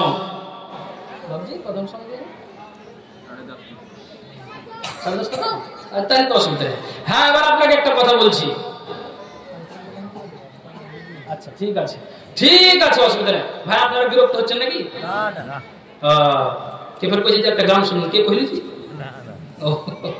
আচ্ছা, এবার সকালে তো তাড়ান্ত ভাই, সুবহানাল্লাহি ওয়া বিহামদিহি, বড় একটু জোরে পড়ুন না ভাই, সুবহানাল্লাহি ওয়া বিহামদিহি, সুবহানাল্লাহিল আযীম। ভাই, এটা আমি আল্লাহর কাছে চেয়ে নিয়েছি, আর ওস্তাদ গণ আমার জন্য দোয়া করেন। এটা আমার পুরো আল্লাহর প্রতি ভরসা। আমি যেই মাদ্রাসায় গিয়েছি, যে মাদ্রাসায় থেকেছি, জি, কেন বলছি এটা ওস্তাদ দোয়া। আল্লাহ কইছে, আল্লাহ তুমি স্টেজে যতক্ষণ আমাকে রাখবে এবং সমাজ যতটুকু বরাদ্দ করে দেয়, আমি মানুষকে এটাই বলতে চাই, কোরআন আর হাদিস। আপনাকে কি ফালতু কথা 1-2 ঘন্টা বাজে কথা শোনাবো, রংরাজ করবো, নিজেও আমাকে ওই বোঝা ঘাড়ে করে কবরে যেতে হবে, আপনাকে শুনি আমি কোনো উপকার পেলাম না। তাহলে আপনি এটাই মগজে উঠান যে কোরআন আর হাদিসের কথা শুনবেন। কি শুনবেন আপনি বলুন? আপনাকে যদি খারাপ লাগে উঠে চলে যান। আমি এটা তো দুঃখ করি না যে এই কথাগুলি শুনবেন না, তো আপনি আর কি শুনবেন আপনি বলেন? আপনাকে আমি এটা বুঝাতে চাইছি। হ্যাঁ, চলুন তো আগে বাড়েন। আপনাকে একটা কথা বলছি, নবীজি বলছেন কি, যে শুনো, সাহাবীদেরকে বলছেন কি জানেন? দেখেন কত সুন্দর হাদিস। আলা উখবিরুকুম বিআফজালি আমালিকুম। আল্লাহু আকবার। নবী বলছেন, আমি কি তোমাদেরকে উত্তম আমল বলে দিব না? আমি কি তোমাদেরকে উত্তম আমল বলে দিব না? দেখেন, উত্তম আমল কি? উত্তম আমল নবী বলছেন, আলা উখবিরুকুম বিআফজালি আমালিকুম। কেমন উত্তম আমল। আল্লাহ পাক রাসূল বলছেন যে কোন মানুষ যদি নিজের বাড়ি থেকে সোনা আর চাঁদিকে চকসুখদেবপুরের আপনার মাদ্রাসাতে যদি দান করে, ভালো করে শুনবেন, কোন মানুষ যদি চকসুখদেবপুরের মাদ্রাসাতে সোনা আর চাঁদিকে দান করে, কোন মানুষ যদি কি করে, নবীজি বলছেন স্বর্ণ রূপা ব্যয় করা এবং দুশমনের সাথে মোকাবিলা করার চেয়ে আমলটা উত্তম। আল্লাহু আকবার, বলেন না সুবহানাল্লাহ। দেখেন কত সুন্দর হাদিস। নবীজি বলছেন তোমাদেরকে কি উত্তম আমল বলে দিব না? কেমন উত্তম আমল? তো নবীজি বলছেন যে তোমাদের স্বর্ণ রূপা ব্যয় করা এবং দুশমনের হাতে আপনার দুশমনদের সাথে মোকাবিলা করার চেয়েও আমলটা উত্তম। কেমন আমল উত্তম? তো নবীজি বলছেন যেই মোকাবিলাতে তোমরা তাদের গর্দান কেটে থাকো, তারাও তোমাদের গর্দানটাকে উড়িয়ে থাকে। যেমন তোমরা যুদ্ধের ময়দানে লড়াই করো, তো যেমন ওরা কি করে তোমাদেরকে চেষ্টা চালায় যে এদেরকে গর্দানকে উড়িয়ে দাও, তোমরা যেমন চেষ্টা চালাও যে এদেরও গর্দানটাকে উড়িয়ে দাও। কি গর্দানটাকে উড়িয়ে দাও? দুনিয়াতে বাঁচিয়ে রাখতে হবে না, তোমরা যেমন চেষ্টা চালাও তারাও তেমনি চেষ্টা চালায়। তারপর নবীজি বলছেন তার চাইতে উত্তম আমল। আল্লাহু আকবার। হাজী ভাই, ইসলামকে বাঁচানোর জন্য আপনি জিহাদের ময়দানে নেমে পড়েছেন, লড়াই করতে করতে একটা মানুষ যদি কি হয় অমুসলিমের হাতে মারা যায়, তো বলা হয়েছে লোকটা শহীদ, শহীদের দরজা পাবে, বিনা হিসাবে শহীদেরা জান্নাত যাবে। না বাবজি, বিনা হিসাবে শহীদেরা জান্নাত যাবে। তো নবী বলেছেন তার চেয়ে উত্তম। আপনি বলবেন যে এটা কথা নয় যে এদের মর্যাদা কম, না, কিয়ামতের মান মর্যাদা বেশি। তো নবী বলেছেন আমল এমন একটা উত্তম, এর চাইতে উত্তম আমল যে স্বর্ণ মুদ্রাকে তুমি দান করো, ব্যয় করো এবং তুমি দুশমনের সাথে মোকাবিলা করার চাইতেও আমলটা উত্তম। আপনারা বলেন তো এই আমলটা কারা কারা শুনতে রাজি আছেন? বলেন তো, হাতটা উঁচু করেন তো দেখি। লিল্লাহি তাকবীর। বলেন একটা আওয়াজ দেন, লিল্লাহি তাকবীর। এই কয়টা লোক আর মাঝে মাঝে ফের বিজেপি তো আছেন নাকি জি? হায় হায় হায়, হাতটা উঠাতে আপনার কষ্ট হয়ে গেল, তো আল্লাহকে সাক্ষী দেন, লিল্লাহি তাকবীর, আলহামদুলিল্লাহ, হাত নামান। তো আপনারা এই উত্তম আমলটা শুনতে চেয়েছেন। কেমন উত্তম আমল? আপনাকে একটা আগে আপনাকে ইতিহাস শোনাই। কি ইতিহাস শোনাই? বদরের প্রান্তে তিনটা পালোহান নেমেছে, একটার নাম আলী, একটার নাম হামজা, একটার নাম উবাইদা বিন হারিস। এই তিনটা পালোহান এই বদরের প্রান্তে কোরআনকে বাঁচানোর জন্য, দ্বীনকে রক্ষা করার জন্য, ইসলামকে রক্ষা করার জন্য নেমে পড়েছে। তো উবাইদা বিন হারিস একটা পালোহানের সাথে লড়াই করতে করতে ওই আপনার দুষ্ট পালোহান উবাইদা বিন হারিসের কাঁধে মেরে দিয়েছে। যেমন তার কাঁধে মেরে দেওয়া সঙ্গে সঙ্গে উবাইদা বিন হারিস জমিনে পড়ে গিয়েছেন। ওই সঙ্গে সঙ্গে উবাইদা বিন হারিসকে কি করা হলো? ওই উবাইদা বিন হারিসকে নবীর দরবারে তাড়াতাড়ি করে নিয়ে যাওয়া হলো। নবীজি কি করলেন? এক লোটা পানি নিয়ে উবাইদা বিন হারিসের মুখটাকে ধৌত করে দিলেন। আপনার গায়ে যে ধুলাবালি লেগেছিল, ওই ধুলাবালিকে আল্লাহ পাক রাসূল ঝেড়ে দিলেন, ধুয়ে দিলেন, গা মোচ করে দিলেন। আপনার যে লহুলাহান হয়ে আছে রক্তগুলিকে আল্লাহ পাক রাসূল একটা গামছা বা চাদর বা রুমাল নিয়ে নবীজি আমার ওই রক্তগুলিকে মুছে দিলেন। এখনো পর্যন্ত উবাইদা বিন হারিসের জ্ঞান আছে, এখনো পর্যন্ত জ্ঞানটা শূন্য হয়ে যায়নি। উবাইদা বিন হারিস বলছেন, নবীজি গো একটা কথা আপনি আমাকে জবাব দিন। আল্লাহ পাক রাসূল গো, ইসলামের জন্য গিয়েছিলাম, কোরআনকে বাঁচানোর জন্য গিয়েছিলাম। আজ আপনি দেখেন তো আপনার ফিলিস্তিনের মাটিতে ইসলামকে আপনার ওই মসজিদে আকসাটাকে নিয়ে কত বিশাল একটা তোলপাড় হচ্ছে। এই মসজিদে আকসাকে নিয়ে অনেক মুসলমানের আপনার লহুলাহান হয়েছে, কচি কচি শিশু শিশু বাচ্চাদের কতগুলিকে মুন্ডি ছাড়া হয়েছে। সুবহানাল্লাহ। আজ আপনি দেখেন তো গত বছর মালদার মাটিতে আপনার 34 নম্বর জাতীয় সড়কের কাছে যেটা আদিনা মসজিদ আছে, মসজিদটাকে নিয়ে একটা বিশাল ঝামেলা হয়েছিল। শুনেন না বলেন তো? ওই আদিনা মসজিদকে নিয়ে তারা পাথর কেটে কেটে বলছে এখানে শিবলিঙ্গ পাওয়া গিয়েছে, এখানেই আমাদের মন্দির হবে। না, মসজিদের কোনো আপনার দরকার নাই। অথচ এশিয়া মহাদেশের মধ্যে ওই মসজিদটা বৃহত্তম ছিল। এক সময় আপনার এশিয়ার মানুষেরা আপনার ওখানে এসে জুমার নামাজটাকে আদায় করত। আর এখন তারা দখল করছে যে এটা আপনার মসজিদ নয়, এখানে শিবলিঙ্গ পাওয়া গিয়েছে। শুনেননি মালদার ঘটনাটা? শুনেছেন? যখন এখন আলহামদুলিল্লাহ এখন রক্ষা আছে। আপনাকে কি বলছি, এগুলো দিনকে রক্ষা করার জন্য। আপনি শুনেননি কিছুদিন আগে এই তো আপনার নভেম্বরে বেলডাঙ্গাতে বিশাল একটা ঝামেলা হলো, এখনো পর্যন্ত বেলডাঙ্গাতে নেট দেয়নি, ইন্টারনেট বন্ধ আছে। অথচ তারাই আল্লাহর নামে ব্যঙ্গ করেছে, অকথ্য ভাষায় গালি দিয়েছে, আর অথচ মুসলমানের প্রতি তারা অপবাদ লাগিয়ে একটা লড়াই শুরু করে দিয়েছে। আল্লাহু আকবার। ঈমানটা কখন জাগবে গো? তা আপনি মানার ব্যাপারে পিছিয়ে আছেন, তো কখন আপনার মগজে উঠবে? তা আপনাকে যেটা বলতে চাইছি যে এই উবাইদা বিন হারিস আল্লাহ পাকের রাসূলকে বলছেন, নবীজি গো আপনি একটা আমাকে কথা বলেন তো, একটা কাফেরকে আমি কাতাল করে দোজখ পাঠিয়ে দিলাম, তা আমি কি শহীদের দরজা পেয়েছি? এই কথাটাই আল্লাহ পাকের রাসূলকে উবাইদা বিন হারিস খুব করজড় করে একবার নম্র ভদ্র ভাষাতে বলছেন।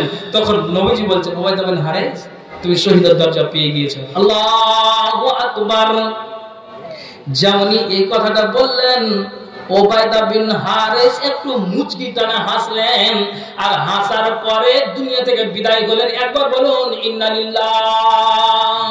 আমি আপনাকে যেটা বুঝাতে চাইছি, শহীদের মর্যাদা আছে, এটা ঠিক আছে। আল্লাহ পাকের রাসূল বলছেন তার চাইতো উত্তম আমল, উত্তম আমলটা হলো এটাই। নবীজি বলছেন একটা মানুষের বয়স হয়ে গিয়েছে, কত বছর হয়েছে না, তো মানুষটার বয়স আপনার 50 প্লাস হয়ে গিয়েছে। একটা লাঠি ছাড়া ওই মানুষটা চলতে পারে না, একটা নিজের সাহারা না হলে চলতে পারে না। নিজের যদি বাইরে যেতে হয় তো নিজের হয়তো পতিনের পোতার ঘাড়ে হাত দিয়ে যেতে হয়। একটা মানুষের এমন অচল হয়ে গিয়েছে, নিজের বিবিকে বলে আমাকে টয়লেটে আমাকে বালতি দিয়ে এসো, জ্যাক দিয়ে এসো, পানি দিয়ে এসো, আমার একা সম্ভব নয়। আপনি এমন অচল হয়ে গিয়েছেন, আপনাকে উঠতে গেলে লাঠি, বসতে গেলেও লাঠি, মসজিদে যাচ্ছেন একাই যেতে আপনি পারছেন না, আপনি যেন রুকু আর সিজদা করবেন তার পক্ষে আপনার সম্ভব হচ্ছে না। তাহলে আপনি বলেন তো কখন আপনি এই মানার ব্যাপারে কখন আপনি এগিয়ে আসবেন? আল্লাহ পাকের রাসূল বলছেন যে কান খুলে শুনো রে, এর দুনিয়ার মানুষেরা, যুবক যুবতীরা এবং আপনার বৃদ্ধা বৃদ্ধরা, এরে আপনার নওজোয়ানরা, এরে আপনার গ্রামের চকসুদ্দেপুরের বাবা ও ভাইরা, আমি আপনাকে যেটা বুঝাতে চাইছি, আল্লাহ পাকের রাসূল বলছেন শোনো, একটা মানুষ যদি আপনার এই যে মেলা চলছে, এই চায়ের দোকানে না বসে, আপনার মেলাতে জিলাপির দোকানে না বসে, যদি একটা মানুষ নিজের বাড়িতে কিংবা কোন একটা নির্জন জায়গাতে কিংবা মসজিদে এসে ওই মানুষটা যদি কি করে, আপনার মুখ দিয়ে অকথ্য কথা যদি বের না করে, যদি আবর্জনা কথা বের না করে, মানুষটা যদি নোংরা কথা বের না করে, কি করে মুখ দিয়ে আপনার জিকির আজকার করে, সুবহানাল্লাহ আলহামদুলিল্লাহ আস্তাগফিরুল্লাহ, সুবহানাল্লাহ আলহামদুলিল্লাহ আস্তাগফিরুল্লাহ, সুবহানাল্লাহ আলহামদুলিল্লাহ আস্তাগফিরুল্লাহ।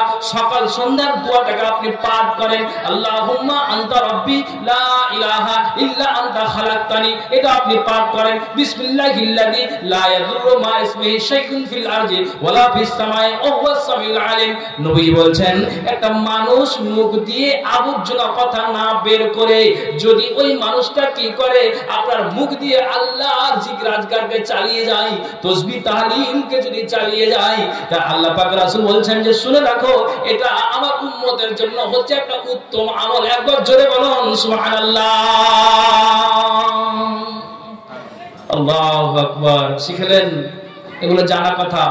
তারপরে যখন আজকে আপনার মগজ ঢোলাই হচ্ছে, আপনি মাথায় উঠিয়েলেন, তা আল্লাহ পাকের রাসূলকে একজন ব্যক্তি এসে বলছে, আল্লাহ পাকের রাসূল আমার বয়সটা তো আপনি দেখতে পাচ্ছেন, তা আপনি একটা কথা আমাকে বলুন না। কি কথা? কথা বলে এটাই যে এমন কিছু আমাকে সহজ আমলটা বলে দিন, যেন ওই আমলটা আমি করতে সক্ষম হই, আমাকে যেন করতে খুব ভালো লাগে। আল্লাহ পাকের রাসূল আপনি আমাকে এই কথাটা বলুন, আপনি একটু বলে দিন। তখন নবী বলছেন রাতাবান বিযিকরিল্লাহ, আল্লাহ পাকের রাসূল বলছেন এর ব্যক্তি শুনো, তোমার মুখ দিয়ে সদা সর্বদা জিকির আজকার তুমি করবে, তোমার মুখ যেন জিকির আজকারে সিক্ত থাকে। লোকটা জবাব দিলেন, আল্লাহ পাকের রাসূল আপনি যে কথাটা আমাকে শোনালেন, আমি আপনাকে কথা দিলাম যতদিন আল্লাহ আমাকে বাঁচিয়ে রেখেছে, যতদিন ধরার মাটিতে বেঁচে আছি, যতদিন আল্লাহ আয় দিয়েছেন, আমি আবর্জনা কথা, নোংরা কথা আমি বের করব না, আমি অশ্লীল কথা আমি বের করব না, আমি আল্লাহর জিকির আজকার তাসবিহ তাহলিল আমি বলেই যাব। একটা মানুষকে আমি বলে দিচ্ছি, আরে বাবা জানেরা, ভাই জানেরা, কান করে শুনবেন, আপনার দুয়া তো মুখস্থ নাই, অথচ আপনি নিজেই বাংলাতে বলুন, মাবুদ রে আমার আল্লাহ অন্যায় হয়েছে, 40 বছরে কাউকে মার্ডার করেছি, 20 বছরে আল্লাহ আমি অন্যায় করেছি, 30 বছর মাথাতে পুরো একটা গুনাহ করে দিয়েছি। আল্লাহ তুমি আমার জীবনের গুনাহকে মোচন করে দাও। আল্লাহ জীবনে অন্যায় করব না, জীবন আল্লাহ পাপ করব না, জীবন আল্লাহ গুনাহ করব না। আল্লাহ তুমি জীবনের গুনাহকে আল্লাহকে মোচন করে দাও। তুমি বাংলাতে বলো, হিন্দিতে বলো, যত রকমের ভাষা আছে তুমি আল্লাহকে ডাকো। তোমার মুখটা তুমি কি করো? আল্লাহর জিকির আজকারে তুমি লাগাই থাকো, বলতেই থাকো, বলতেই থাকো। নবীজি বলছেন একটা মানুষ যদি সদা সর্বদা আল্লাহর জিকির আজকারকে চালিয়ে যায়, তাহলে নবীজি আবার জানিয়ে দিলেন, শুনে রাখো এটা সবচাইতে উত্তম আমল। একবার জন্য বলুন সুবহানাল্লাহ। লোকটা কি বললেন? আপনি যে আমাকে বললেন তো এটা কথা আমি এখন যতদিন বাঁচবো চালিয়ে যাব। তো মানলেন কি মানলেন না? হ্যাঁ না বলেন তো? মেনে দিলেন। তা আপনার মগজে কখন উঠবে বিধানকে মানার ব্যাপারে? আপনার মগজ কখন উঠবেন? এই জন্য আল্লাহ কোরআনে কি বলছেন? মাইতুল্লাহা ওয়া রাসূলুহু ইদখিলুহু জান্নাতিন তাজরি মিন তাহতিহাল আনহার ওয়া মান ইয়াতাওয়াল্লা ইউআযিবুহু আযাবান আলীমা। আল্লাহর কোরআন যদি তাআত করো, ফরমাবরদার করো, আল্লাহ জবাব দিলেন, শুনো ইদখুলুল জান্নাহ, তোমরাই আল্লাহর জান্নাতে যাবে। আর যদি তুমি কি করো? ওমাইয়াতাওয়াল্লা, এই শোনার পরে মুখটাকে যদি তুমি ফিরিয়ে নাও, তো কান খুলে শুনো, ইউআযিবুহু আযাবান আলিমা, যারাই অস্বীকার করে চলবে, যারাই এটাকে তুচ্ছ তাচ্ছিল্য মনে করবে, যারাই মুখটাকে এড়িয়ে চলবে, আল্লাহ কোরআনে জবাব দিয়ে দিলেন তাদের জন্য কঠিন যন্ত্রণাদায়ক ভয়াবহ শাস্তি রয়েছে। তাদেরকে সেই দিন কঠিন যন্ত্রণাদায়ক শাস্তিতে তোমাদেরকে গ্রেফতার করা হবে। ভাইজান, তাহলে আপনাকে মগজে উঠাতে হবে, কথাগুলোকে বুঝতে হবে, শুনতে হবে যে আমি কোন জায়গাতে দাঁড়িয়ে আছি, আমি কোন প্ল্যাটফর্মে দাঁড়িয়ে আছি, আমার মগজটা আমার কোনখানে আছে। আপনি এখন ভাবনা চিন্তা করুন, বয়স আমার আছে, আপনি কখন ভাববেন, কখন আপনি মানবেন, কখন আপনার মগজে উঠবে। আমি এই জন্য বলছি যে আজকে মানার ব্যাপারে কথাটা বললাম যে সাহাবারা আর সাহাবিয়া নারীরাও এরা এতটা মানার ব্যাপারে কঠিন ছিলেন, তারপর আমি কোনো পিছিয়ে একটা হাদিস বলে আমি মেন উদ্দেশ্যের দিকে যাব। একটু আপনার আর বিরক্ত হয়েন না। পর্দার আড়ালে মা বোন আছেন, আল্লাহ পাকের রাসূলের ফুফু সাফিয়া এবং এটা আমির হামজার বোন জুবাইরের মাতা বিদ্যুতের গতিতে উহুদের প্রান্তে লাশকে দেখার জন্য একবার ঝাড়া পেয়ে হাঁটা দিচ্ছেন। আপনি একটু কথা বলেন তো, যারা লুঙ্গি আমরা পরে আছি, একটু যদি ঝাড়া পায়ে হেঁটে যাই, লুঙ্গিটা একটু উপরে উঠবে না? উঠবে না? হ্যাঁ বলুন, অবশ্যই উঠবে। ঝাড়া পায়ে হাঁটতে গেলে একটু লুঙ্গিটা উপরে উঠবে না? তেমনি সাফিয়া একটু বিদ্যুতের গতিতে দৌড় দিচ্ছে, তো তার আপনার ওই কাপড় ছায়াটা টাকনু থেকে উপরে উঠে যাচ্ছে। আল্লাহ পাক রাসূল বলছেন, জুবাইর, আরে তোমার মাকে দেখো কত বিদ্যুতের গতিতে দৌড়িয়ে আসছে। ভালো করে শুনবেন, মেনেছেন কিভাবে নারীরা? এই মহিলারা যারা পর্দার আড়ালে আছেন, কান খুলে শুনেন। তাহলে আল্লাহ পাক রাসূল বলছেন, জুবাইর, তোমার মাকে তুমি বাধা দাও, তোমার মাকে তুমি নিষেধ করো। একটা নারী যদি কি করে, টাকনু থেকে উপরে কাপড়টাকে পরে, তো এটা শরীয়ত মূলে অপরাধ। একটা পুরুষ যদি আপনার টাকনুর নিচে পড়ে, তো শরীয়ত বলে এটা অপরাধ। নারীকে নিচে রাখতে হবে, পুরুষকে উপরে রাখতে হবে। তো নারীটা আপনার হেঁটে যায়, ঝাড়া পায়, ছায়াগুলি উঠে যায়, কাপড়টা উঠে যায়। আল্লাহ পাক রাসূল বলছেন, জুবাইর রে, এটা অন্যায় হয়ে যাচ্ছে, তোমার মাকে তুমি বাধা দাও। তো আল্লাহ পাক রাসূল যেমন এই কথা বললেন, জুবাইর সঙ্গে সঙ্গে তার মার আগা ঘেরে নিলেন। মা, তুমি যেতে পারো না। আরে কোন কথা যেতে পারবো না? উহুদের প্রান্তে আমার ভাই আমির হামজা কোন অবস্থাতে পড়ে আছে, কেমন হয়ে পড়ে আছে, কেমন হয়ে পড়ে আছে, কিভাবে বল্লম মেরেছে, আঘাত মেরেছে। শুনলাম ওহাসি নামক লোকটা আমার ভাইকে আপনার কিভাবে বল্লম মেরেছে, জমিনে পড়ে আছে। ইসলামকে বাঁচানোর জন্য, দ্বীনকে বাঁচানোর জন্য আমার ভাই লড়াই চালিয়ে গিয়েছে। তারপর যখন মা আর ছেলের কথা কাটাকাটি হয়, তখন জুবাইর বলছেন, নাহা রাসূলুল্লাহ সাল্লাল্লাহু আলাইহি ওয়াসাল্লাম, মা এই জন্য আমি আটকাই যে আল্লাহ পাক রাসূল বাধা দিয়েছেন, তুমি উহুদের প্রান্তে যেতে পারো না। যেমনই সাফিয়া এই কথাটা শুনতে পেলেন, সঙ্গে সঙ্গে রাস্তাটাকে বদল করে বাড়ির দিকে রওনা হয়ে গেলেন। কেন রওনা হয়ে গেলেন? যে নবী এটা আমাকে আমাকে নিষেধ করেছেন। আর নবীর কথাকে এড়িয়ে যদি উহুদের প্রান্তে যাই তাহলে এটা কিন্তু বড্ড খারাপ হবে, এটা কোনোদিন অস্বীকার করা যাবে না। কাজেই আমি নবীর কথাটা আমার ছেলের মুখ থেকে শোনার পরে আমি আর উহুদের মাঠে গেলাম না, রাস্তাটাকে আমি এক বাক্যে আমি বদল করে নিলাম। একবার বলুন সুবহানাল্লাহ। আপনার স্ত্রীকে বলেন তো, নিজের স্ত্রীটাকে বলছে যে শোনো, মাঠে গেলাম, তুমি সকালে নাস্তা দিয়ে পাঠাবে, যদি লেট হয় তো রুটি তুমি বানিয়ে রাখবে। এর মন গেছে বিরক্ত হয়ে, যা তুমি যাবা কাজে, আমাকে বারাত দিচ্ছ, তো ও 3টা রুটি পাকিয়ে খাইতে দিবা। তারপরে ঠান্ডার মৌসুমে লেহাপত্র ঢুকে গিয়েছে, ও আপনার ময়ের উপরে রেখে দিয়েছে রুটি। বলছে রুটি কই? বলছে জান চলে না, কোন রকম করে পাকালছি। কোনটা আছে বাহা? তো বলছে একটু দেখালো যে ময়ের উপরে আছে। ময়ের উপরে আছে তো কই? দেখে না, যেতে পারবো না, লেহাপত্র আছে, কিছু হয়নি, জ্বর জ্বালা নেই। তো বলছে কি হয়েছে বলো, কয়টা রুটি পাকালছ? বলছে 3টা পাকালছি, একটা খাওয়ার 2টা হান লেগে থাও। কি জ্বর আর ওই 2টা খেলো? কি বুঝতে পারলেন? আপনি নারীকে বলুন। তাহলে যদি এই নারীটা একবার কথা শোনার পরে যদি আপনার কি করে, রাস্তাটাকে বদল করে আপনার বাড়ির দিকে ফিরে যায়, তা আপনার বিবি যদি আপনার কথাকে অস্বীকার করে, কি বলবেন আপনি? কি বলবেন আপনি? আপনি বলুন।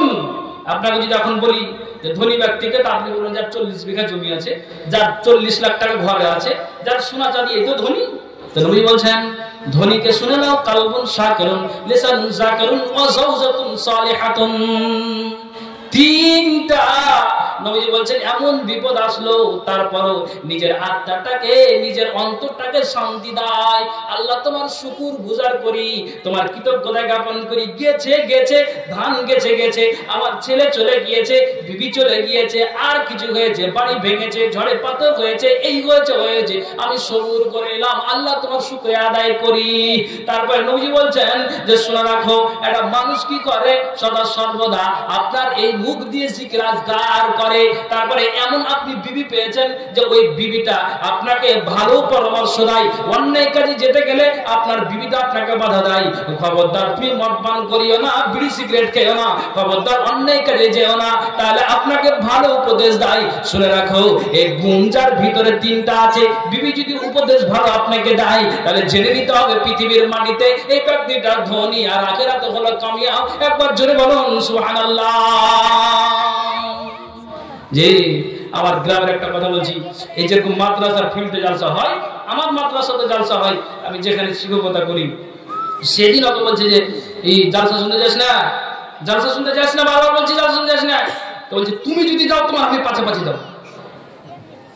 বাস্তব কথা বলছি। আপনি বলুন মানার ব্যাপারে, এখানে আমার বাপজিরা ওস্তাদগুন বসেছেন, তো আমি আমার মুখটাকে একটু ঢেকে আছি। আপনাকে একটা কথা বলছি, পশ্চিম দিক থেকে আপনার ওই কাদা নিয়ে আসছে, তো ধামাতো করে কাদা উঠালছে। ও ধামা বুঝেন তো, ধামা দাঁড়িত করে। আরে পাগলি, যখন ধামাতো করে তুমি কাদাটা উঠাইছ, তো তোমার উচিত ছিল বাড়ি থেকে গামছা বা চাদর দিয়ে যায় পাগড়ি করা। তো ও কি করেছে জানেন, ও আঁচল দিয়ে পাগড়ি করেছে। আঁচল দিয়ে পাগড়ি করলে মেয়েটার এলাকাটা কি হবে, বক্ষদেশটা কি হবে। তো জোহরের সময় আঁচল দিয়ে পাগড়ি করে মাথায় ও ডালিটা উঠালছে। আপনাকে এটা বাস্তব কথা বলছি, কোনো বানাওয়ার গল্প নয়। মানে আমার মাদ্রাসার পশ্চিমে বিশাল একটা বিল আছে, তো এই কথাটা বুঝাবার জন্য বলছি। তারপর আমি যাচ্ছি এক উদ্দেশ্যের দিকে। তো ও মাথায় যে আপনার ডালিটা উঠেছে, কাদা তো ভরপুর হয়ে আছে।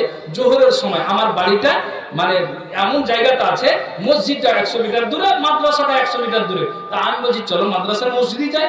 যাচ্ছি তো বুঝতে পারলেন ও আপনার ওই যে আঁচল দিয়ে পাগড়ি করা, ও কাদা নিয়ে আছে, 2 হাতে ধরে আছে। তো কে ফের মুলিবাটা হয়ে চোখ যে চোখ একটু গিয়েছে ভাই। আর আল্লাহ কোরআনে কি বলছেন, যে যখনই একটা বেগানা নারীকে দেখবে তুমি নজরকে নিচু করলা, তেমনি আল্লাহ রাব্বুল আলামিন নারীকে বলেছে এটা তুমি বেগানা পুরুষকে দেখো তুমি নজরকে নিচু করলা। তো একবার নজর যাওয়ার পরে চট করে নজরকে আমি নিচু করে নিচ্ছি। আর এই কোন হালাতে আছে, মাথায় আঁচল দিয়ে পাগড়ি করে। তো ও আমাকে পাল্টা জবাব দিছে যে মুরগির চোখে ঢেলা বাড়ি আছে, দেখতে পারি যে আমি মাথায় ডালি দিয়ে আছি কাদা।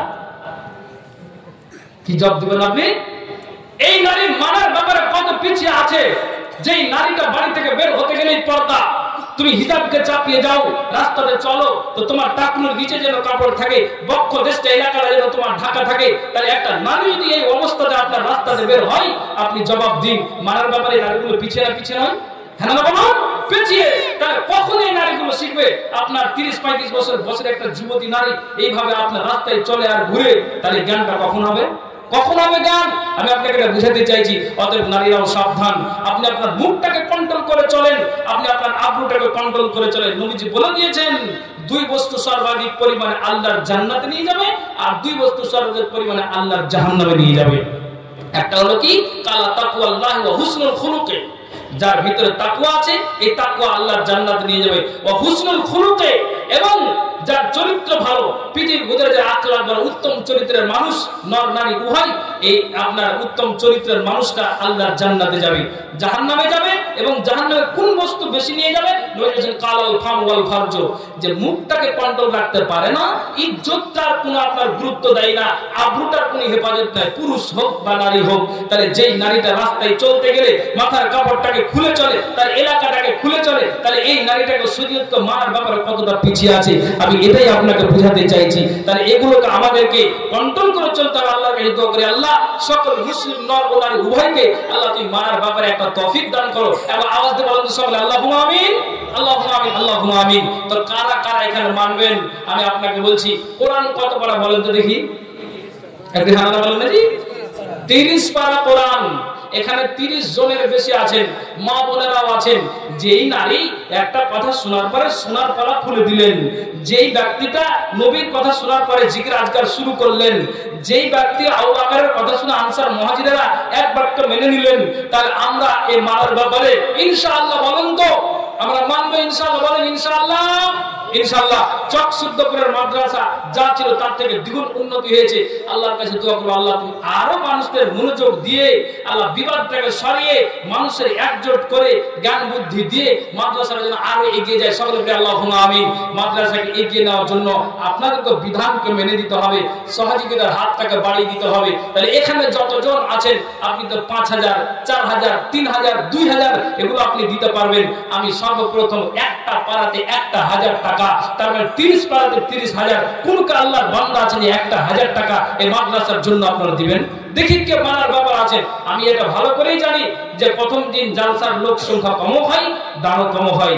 তারপর আমি বলছি আজকে হয়তো আমার কাছে এই কথা বলেন, কালকে আরো গভীর জ্ঞানের আলেম আসবেন, ওনাদের মুখ থেকে আপনারা মূল্যবান কথা শুনতে পাবেন। বলবেন মাওলানা আমার কাছে তো নেই, তো আপনি এখানে লিখিয়ে দেন, কাল সকালে কিংবা 8 দিন পর আমি দিয়ে দেবো। আলহামদুলিল্লাহ, ভালো কথা। তা আপনি বলুন কে আছেন একটু আল্লাহর ওয়াস্তে যে আপনার 1000 টাকা এই মাদ্রাসার জন্য দিতে পারবেন? বলেন একটু আল্লাহর ওয়াস্তে কারা আছেন? আপনি বলবেন কালকে দেব, কালকে বাঁচবেন তার কোনো গ্যারান্টি আছে? কোনো গ্যারান্টি নাই। অতএব আমি আপনাকে বলবো যে এই টাকাটা আমি আপনাকে বলবো 1000 টাকা হলেও আমি বলেছি আপনি 5000 টাকা দিতে পারবেন। সিমেন্ট দিয়ে আপনার ধান গম ভুট্টা দিয়ে হলেও আপনি অন্তত 30টা কলম পুরান আপনাদের জন্য খাস করে আমি যেখানেই যাব ইনশাআল্লাহ আমি আপনাদের জন্য দোয়া করব। আপনারা কেউ এটাকে করবেন না। আসুন আমার সামনে আসুন। আলহামদুলিল্লাহ মাশাআল্লাহ, সর্বপ্রথম একজনকে আমি 1000 টাকা দাতা পেয়েছি। আসলে বলেছি 5 থেকে 1 আমি অপশন দিয়েছি যেটা আপনার সুবিধা। যেহেতু 30টা কলম চেয়েছি, এখানে 1000 টাকা এলো আর 29টা পারা বাকি আছে। আসুন আপনাদের জন্য আমি খাস করে দোয়া করব। কেউ ওখান থেকে চলে যাবেন না। আমার পরে পরে আরেকজন বক্তা আছেন, ইনশাআল্লাহ ওনার মুখ থেকে আপনারা মূল্যবান কথা শুনতে পাবেন। একজন বড় মাদ্রাসার শিক্ষক আসবেন, আশা করি উনার কাছ থেকে আপনারা কিছু জ্ঞান পাবেন, এটা আশা করা যায়। কাজেই আপনারা বসে থাকুন, ইনশাআল্লাহ আমার পরে পরে উনি আসবেন। আলহামদুলিল্লাহ। আর 500 টাকা হলো দেন, 1000 টাকা চেয়েছি দেন, এবার নেন 1000 টাকা লিখে দিয়েছি, এটা ফাও থেকে যায়। হ্যাঁ আচ্ছা, কোথায় ওটা না 1000 টাকা দেবো, 1500 বলছি। আচ্ছা, 2টা কলম হলো, বলেন আর 28 পারা বাকি। তাহলে বলেন তো দেখি ভাই, মানার ব্যাপারে পিছায় না তো, নইলে কিন্তু আমাদের অবস্থা কঠিন হবে কিয়ামতের দিন। আর যারা মা বোনেরা আছেন, মা বোনের কাছে চাদর পাঠানোর বাজি না কি করবেন? 50,000 500 টাকা তো লিখে দেন। আলহামদুলিল্লাহ 500 টাকা আল্লাহ আল্লাহ দান দান অনুপথে আল্লাহ নিকি জন্য পান মিটাও আল্লাহ তুমি গুলোর আরমান যতদিন বেঁচে রবে ধরার বুকেতে বাঁচায় রাখিও খোদা সহি সালামতে আমিন আমিন সুম্মা আমিন বিরহমাতিকা ইয়া রাহমান রাহিমিন। আসুন তিনটা কলম হলো একটা আল্লাহর রাস্তা। আসুন ভাই কেউ যেন অবহেলা না করি। 1000 টাকা বেশি বলিনি। আপনার বাড়িতে কুটুম এসে জামাই মেয়েকে ডেকেছেন, এই করে করে খরচ আপনার চলে গেছেন। এক বস্তা সিমেন্ট, ধান, গম যেটা আপনার খুশি আপনি অবশ্যই 1 বস্তা 2 বস্তা সিমেন্ট দিয়েও আপনি এই মাদ্রাসাকে সহযোগিতা করুন। জি আসুন আসুন আল্লাহর রাস্তা। আসুন আপনাদের জন্য খাস করে দোয়া করা হবে। আপনারা কেউ চলে যাবেন না। মা বোন আপনার কাছে হয়তো চাদর যাচ্ছে, অবশ্যই চাদর অবশ্যই আপনারা ভরেন, অবশ্যই চাদরে ভরেন। আপনারা চাদরে দেন যারা চাদর হয়তো গিয়েছে বা যাচ্ছে। আর নাকের কানের এই সুন্নাত। বাড়ি কোথায়? বাবুরঘাট, সুন্দরপুর। ও সুন্দরপুর বাবুরঘাট। আচ্ছা 400 টাকা বাকি। আলহামদুলিল্লাহ 4 কলম হলো লাগো 500 টাকা লেখেন। রাহার বাজিরে দেখেন লেখেন। আর সুরাম 1000 টাকা করে দেন। 500 আর 500 বাকি। আচ্ছা তো লেখেন তাতে লেখেন। আচ্ছা আসুন তাতে আসুন। জি আখেরি রাসূল তুমি নবী আকরাম, আখেরি রাসূল তুমি নবী আকরাম, তোমার